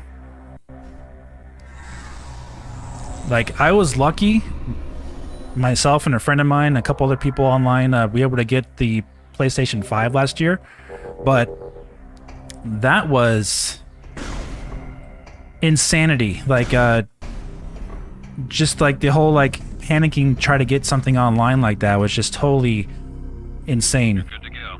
Admiral Dan is waiting inside. So now that things have calmed down with the whole like, you know, in-store stuff, if they pre-order in-store, then I got a lot more confidence in being able to pre-order a new Switch when they announce it, which would be great.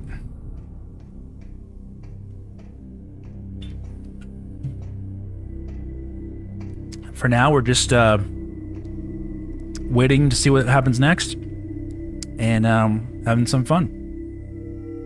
Andreda, enough. Looks like everyone's here now. They should stop selling consoles online. If they sold them in stores, scalpers wouldn't be such an issue. Exactly. That's what I'm talking about. Do pre-orders in store. Maybe even try to do them in store only if you can, like in the United States. I think some other countries have more stringent restrictions on their pandemic stuff right now, but in the United States, they can at least do it in store. If they do that in store in the United States, they can help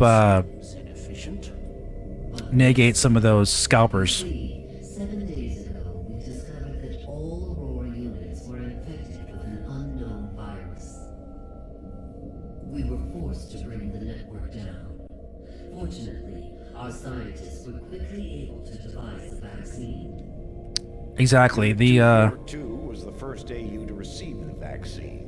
The Switch is so old now, technology-wise. I'm not necessarily the console itself, but the tech it's using is so old We believe the virus is that of space pirate origin. 4 Samsung months ago, the Samsung phones went missing while by late this year are going to be Nebula.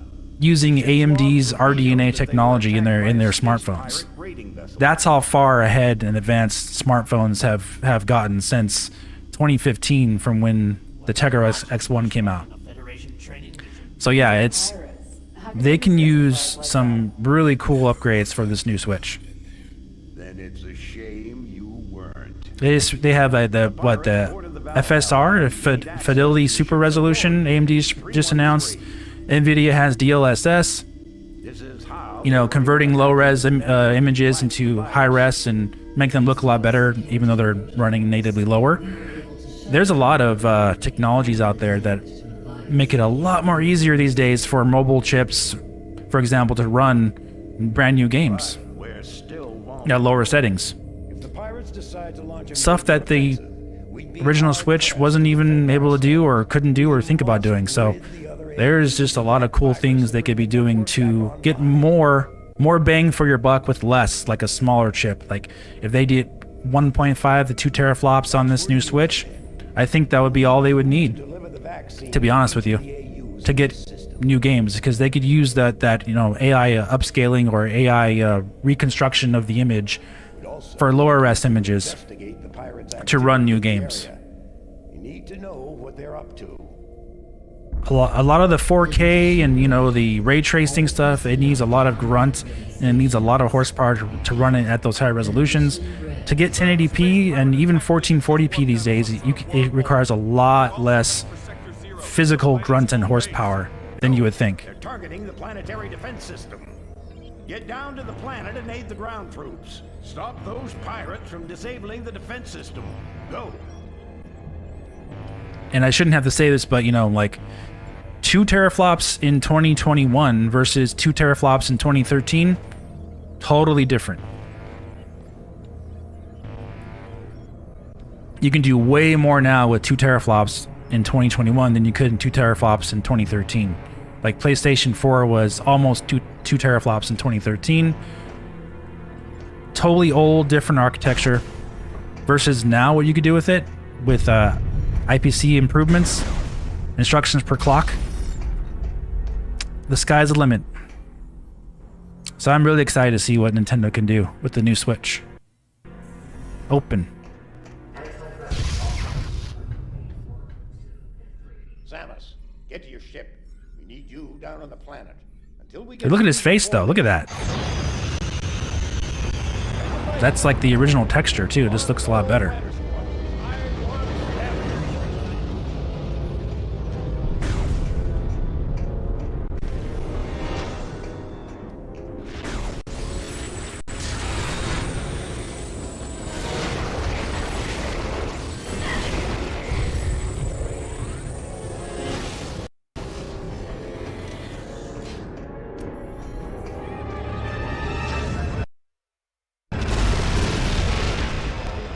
Alright. Yes, I know how to control the game.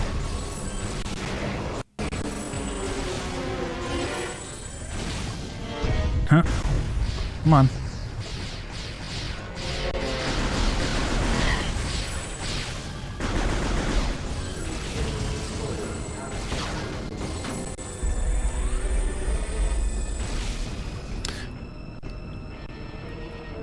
Hey Dave, what do you think would...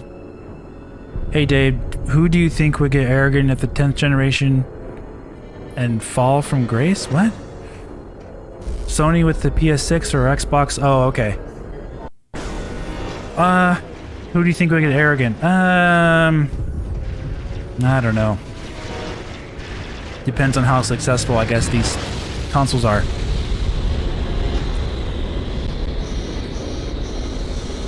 Right.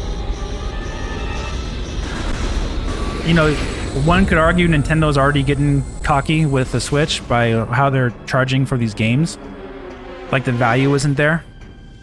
So then you could say Sony's getting that way too because of how their business practices are as well. So I don't know. Nintendo or Sony, I think. I don't think Microsoft is there anymore because they're constantly trying to fight lately to get their brand more value.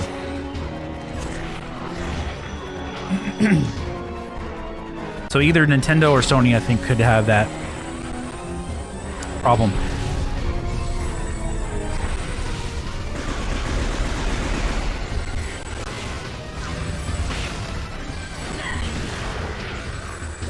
Who's next? Who's next?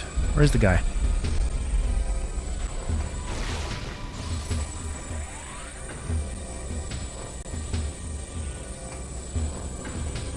This guy's just sitting there waiting for me to hit him.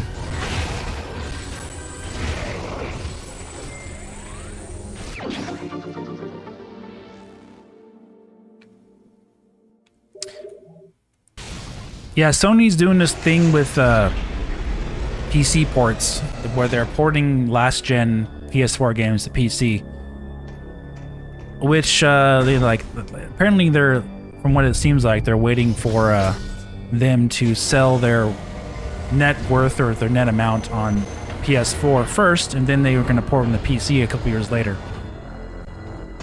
Nintendo hasn't done that, which I personally like, and their consoles are more unique, less powerful, obviously. So, like, I could see why they wouldn't want to put their games on PC, because look how much better you can make them look on PC. People would be more enticed to buy them on PC than they would be on their own hardware, which would not be a good move by Nintendo. Which is why I can totally understand why Nintendo currently does not want to support PC at all. You're looking at exactly why right now.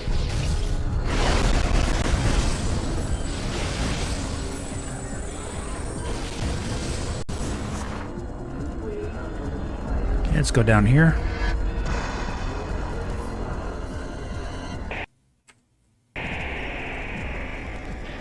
Okay.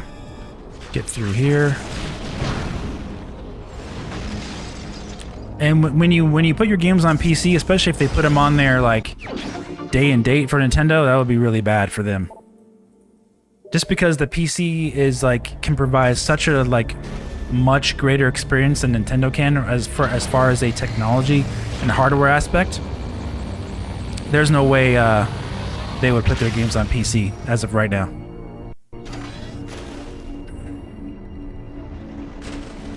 Let's see.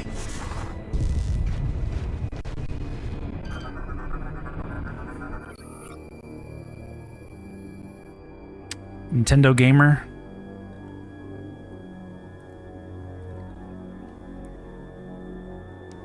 Yeah, no, I didn't watch that. I'll check it out though.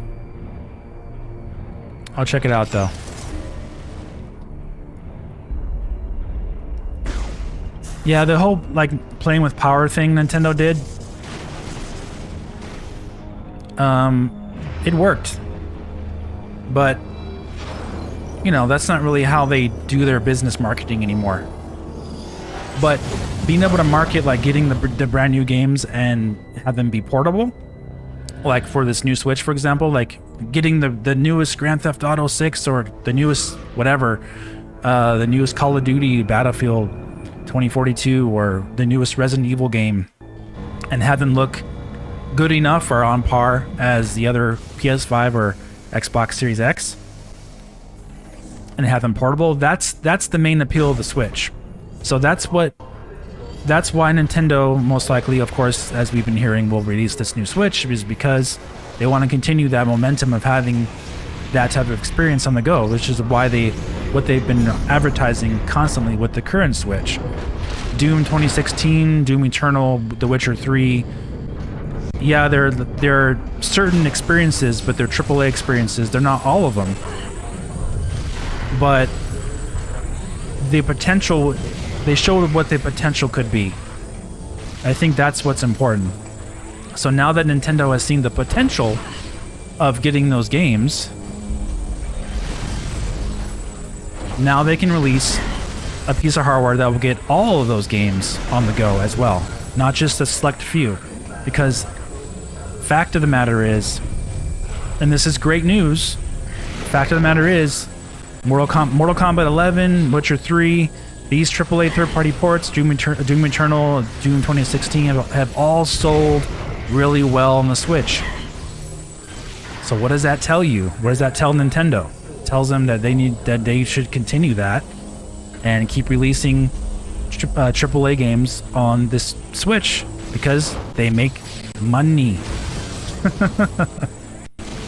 That's what Nintendo wants. Money. Money.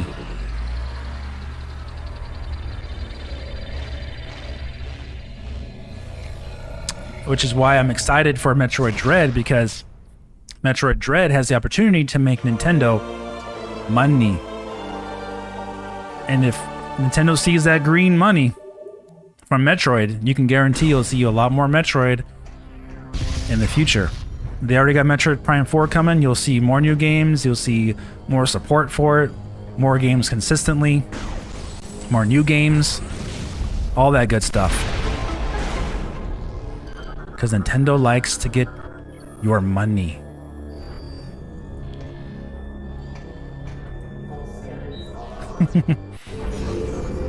That yummy money.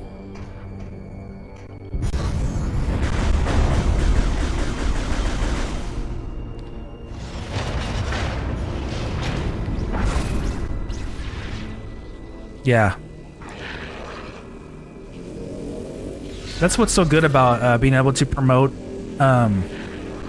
like a game or franchise you're like a fan of, you know? It's like that's what it's all about. To be a content creator and to actually promote a game that you actually want to do well, like for real. It's not, there's no like other motive. That's what it's all about, man. That's why you have that's why I built up fan base, you know, based around a game that I really like and support. I do tech videos. I do things I really enjoy to do.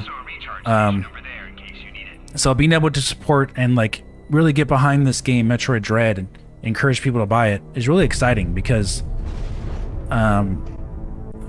you know that my motives are not anything other than wanting success for the franchise. That's what it's all about.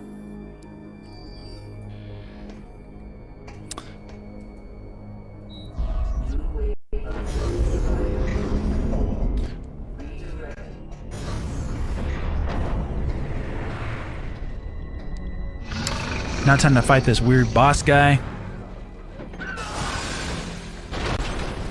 He's not gonna take our money though, is he? No way.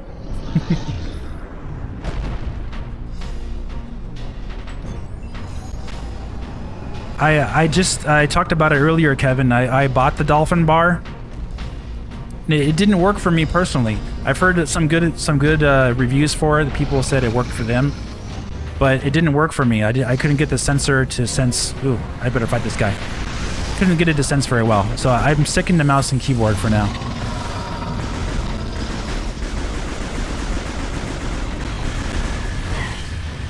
And I personally don't have like the kind of time to devote to just trying to get a sensor bar to work for a couple games that I'm going to play on an emulator. So, hey...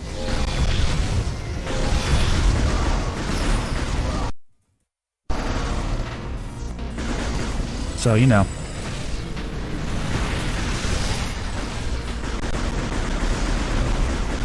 Let's break this guy's things off here.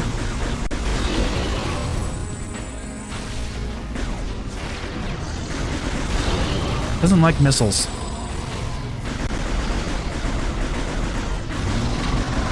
Come on. Get angry, do your thing.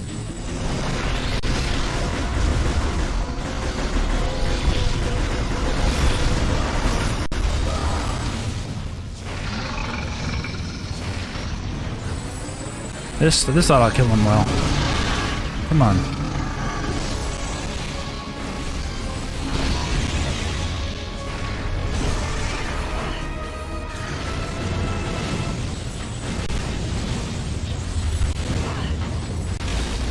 And there he goes.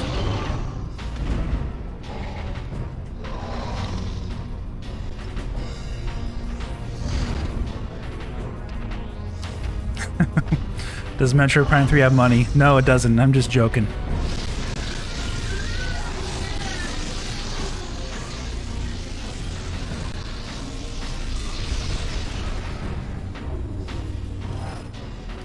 I was talking about how Nintendo wants your money.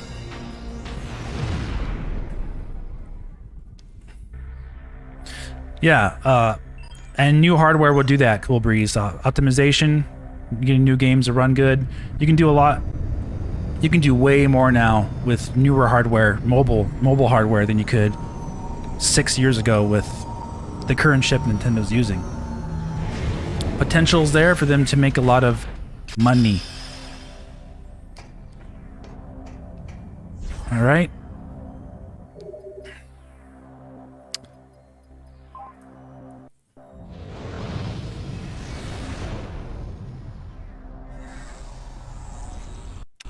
Okay.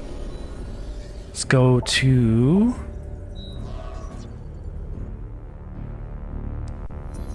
Let's go to that, was it Norian? Blast off. Catalyst Killborn, hello.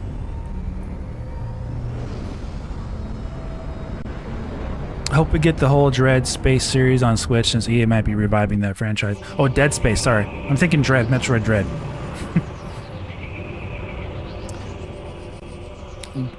Do you like non-Metroid Nintendo franchises? Of course. Dark Charizard, just look at my video content. I have F-Zero videos, I have Resident Evil videos, Zelda, Mario. And Star Fox. I like pretty much most of the classic Nintendo franchises.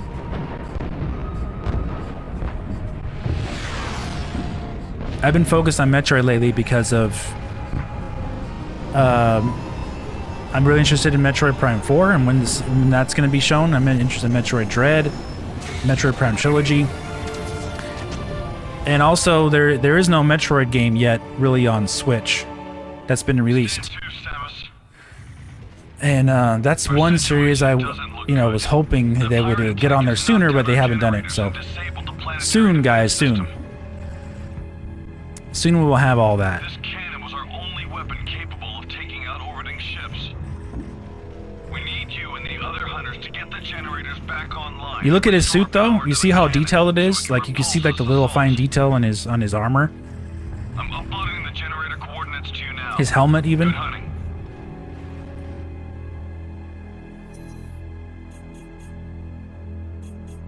Really cool stuff.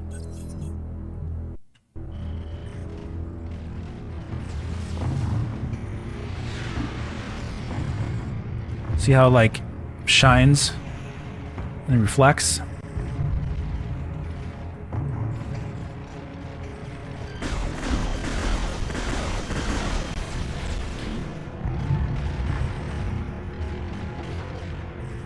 Nintendo Gamer, I'm using AI gigapixels textures installed. This is a fan-made thing, so like the reason why it looks so good is because of that. It's not because it's anything else really. So they're taking the original it's using the original textures and upscaling them using artificial intelligence and re-outputting them in HD to make them look better. So it's the same textures, but they look more detailed. It's kind of interesting because like the artificial intelligence is putting in the extra detail there for higher resolution displays. That's why in that Metroid Prime Trilogy video I did in January, I said that would be a very easy way that Nintendo could do a Metroid Prime Trilogy without having to do any work really. Just put it through an AI upscaler and then re-release the games that way in HD and you're done. Boom. Kind of like what they did with Metroid, with the Mario collection. They did something similar with that, but they were using an emulator as well. With Super Mario 64.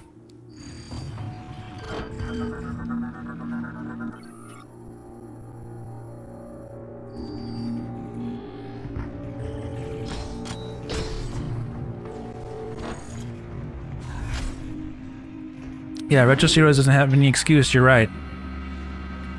But yeah, if you played F-Zero GX on Dolphin, it looks amazing. Looks amazing on it, it really does. It runs really well.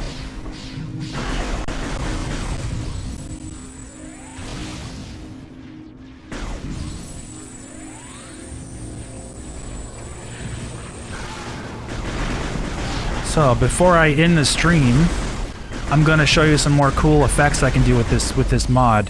Once I get into a open area here.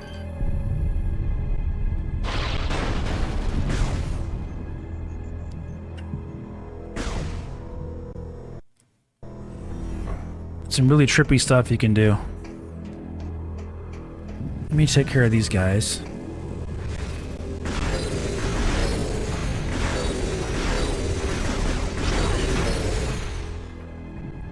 Alright, so. I know, Rogue Leader, right? I have footage of that game on my channel too. Rogue Leader and Rebel Strike. Great games. Alright, check this out. Okay.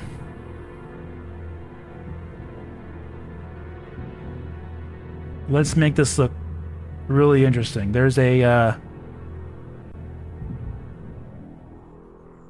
let me see here. You can make it look brighter like that. Blur the image. There is a trails.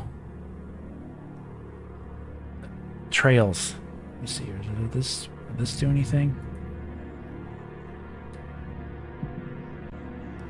Yeah. See this? Kind of weird looking. All trippy.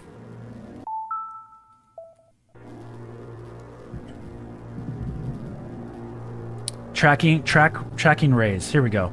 Watch this.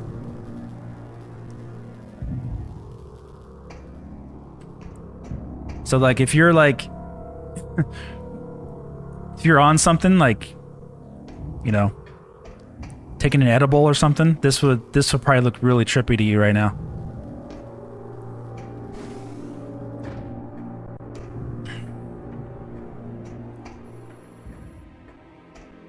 Huh? Objects that shimmer can also be grappled? Everything is shimmering right now. What are you talking about? It's funny. But yeah, you can do all of this on the fly, guys. Isn't that cool? Look at that. Oh, man. Let's see, let's turn that off.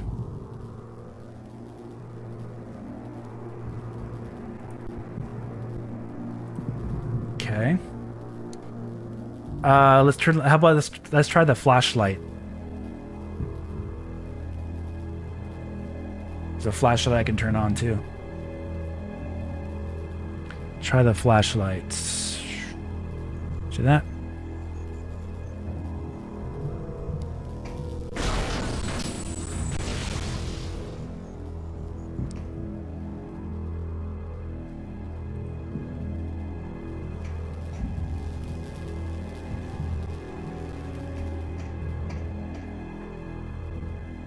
That's so cool.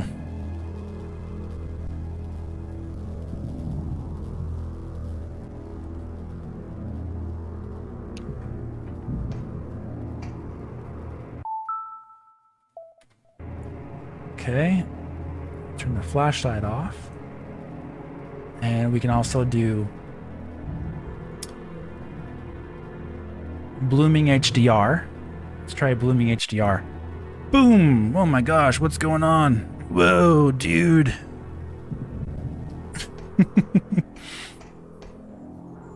This looks crazy. Look at that.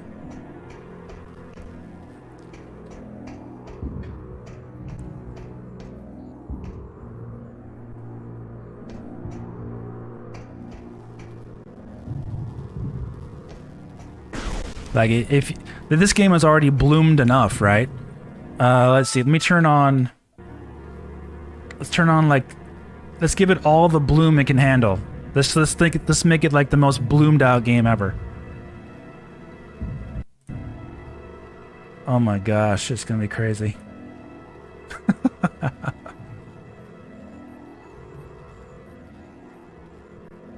Holy moly. How about that, guys? You thought Metroid Prime 3 was, gosh, you thought it was bloom before? Look at this. This has more bloom than you can handle. Ah, this is crazy. Woo. Pretty cool though, huh? Like, this is what you can do with this mod though.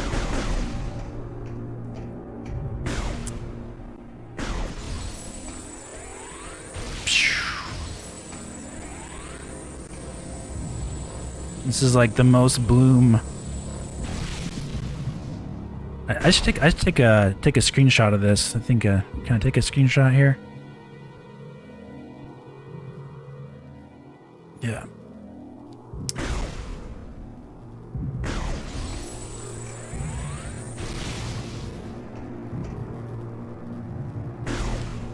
This looks amazingly crazy. All right, that's enough.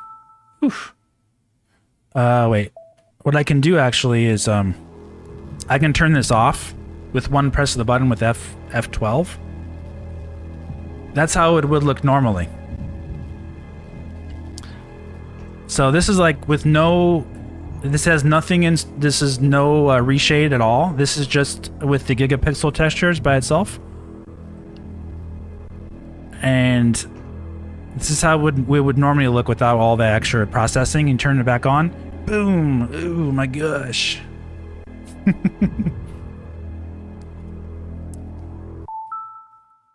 Alright, let's turn all that bloom off.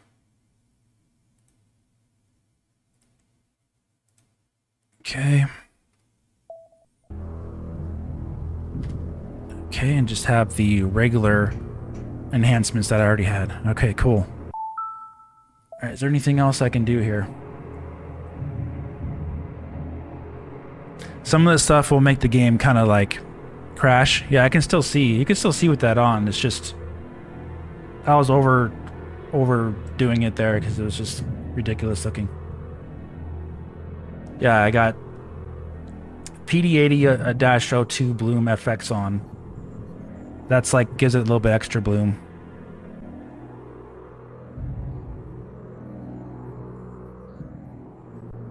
Yeah.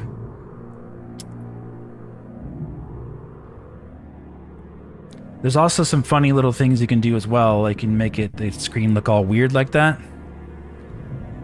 See that? Now, definitely I can't see here now. I can't really... You can't play the game like this, obviously.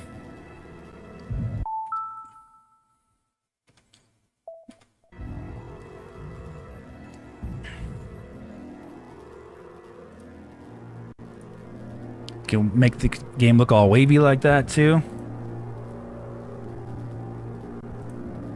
Okay, that doesn't do anything. Some of these things you can't see anything that it does. Puts a line through it.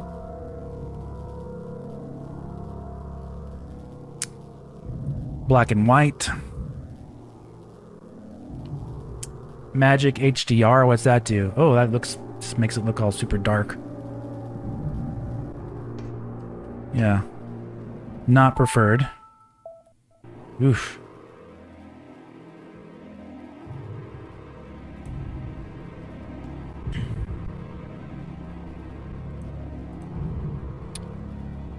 Hex lens flare.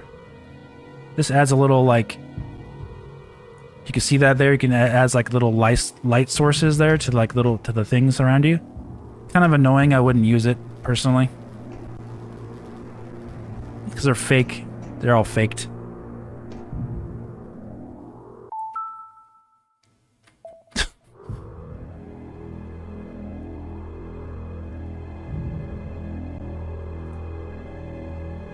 Flare, what does that do? Anything? DPX. This makes it a little brighter.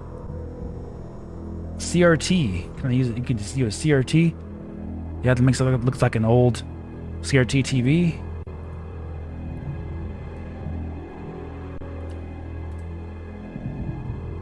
It's basically like a live emulator. You can do all the cool things with it on the fly. Yeah.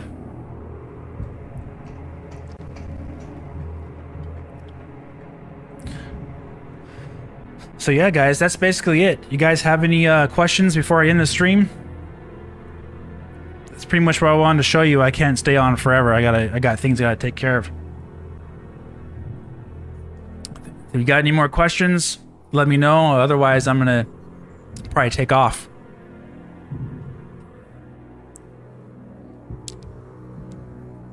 Yeah, I'm winning. I'm always winning.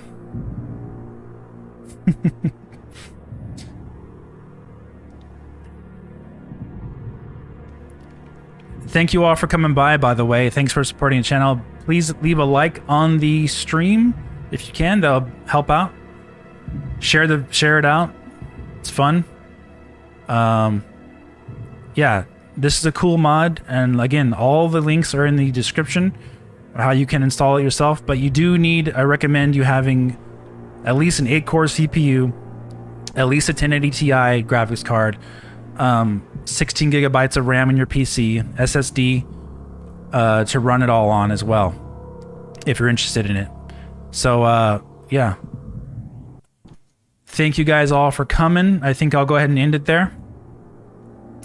And thank you very much for stopping by and supporting the channel. We'll probably be getting 27,000 subscribers in the not too distant future, especially when more information comes out about Nintendo and their new hardware and what have you.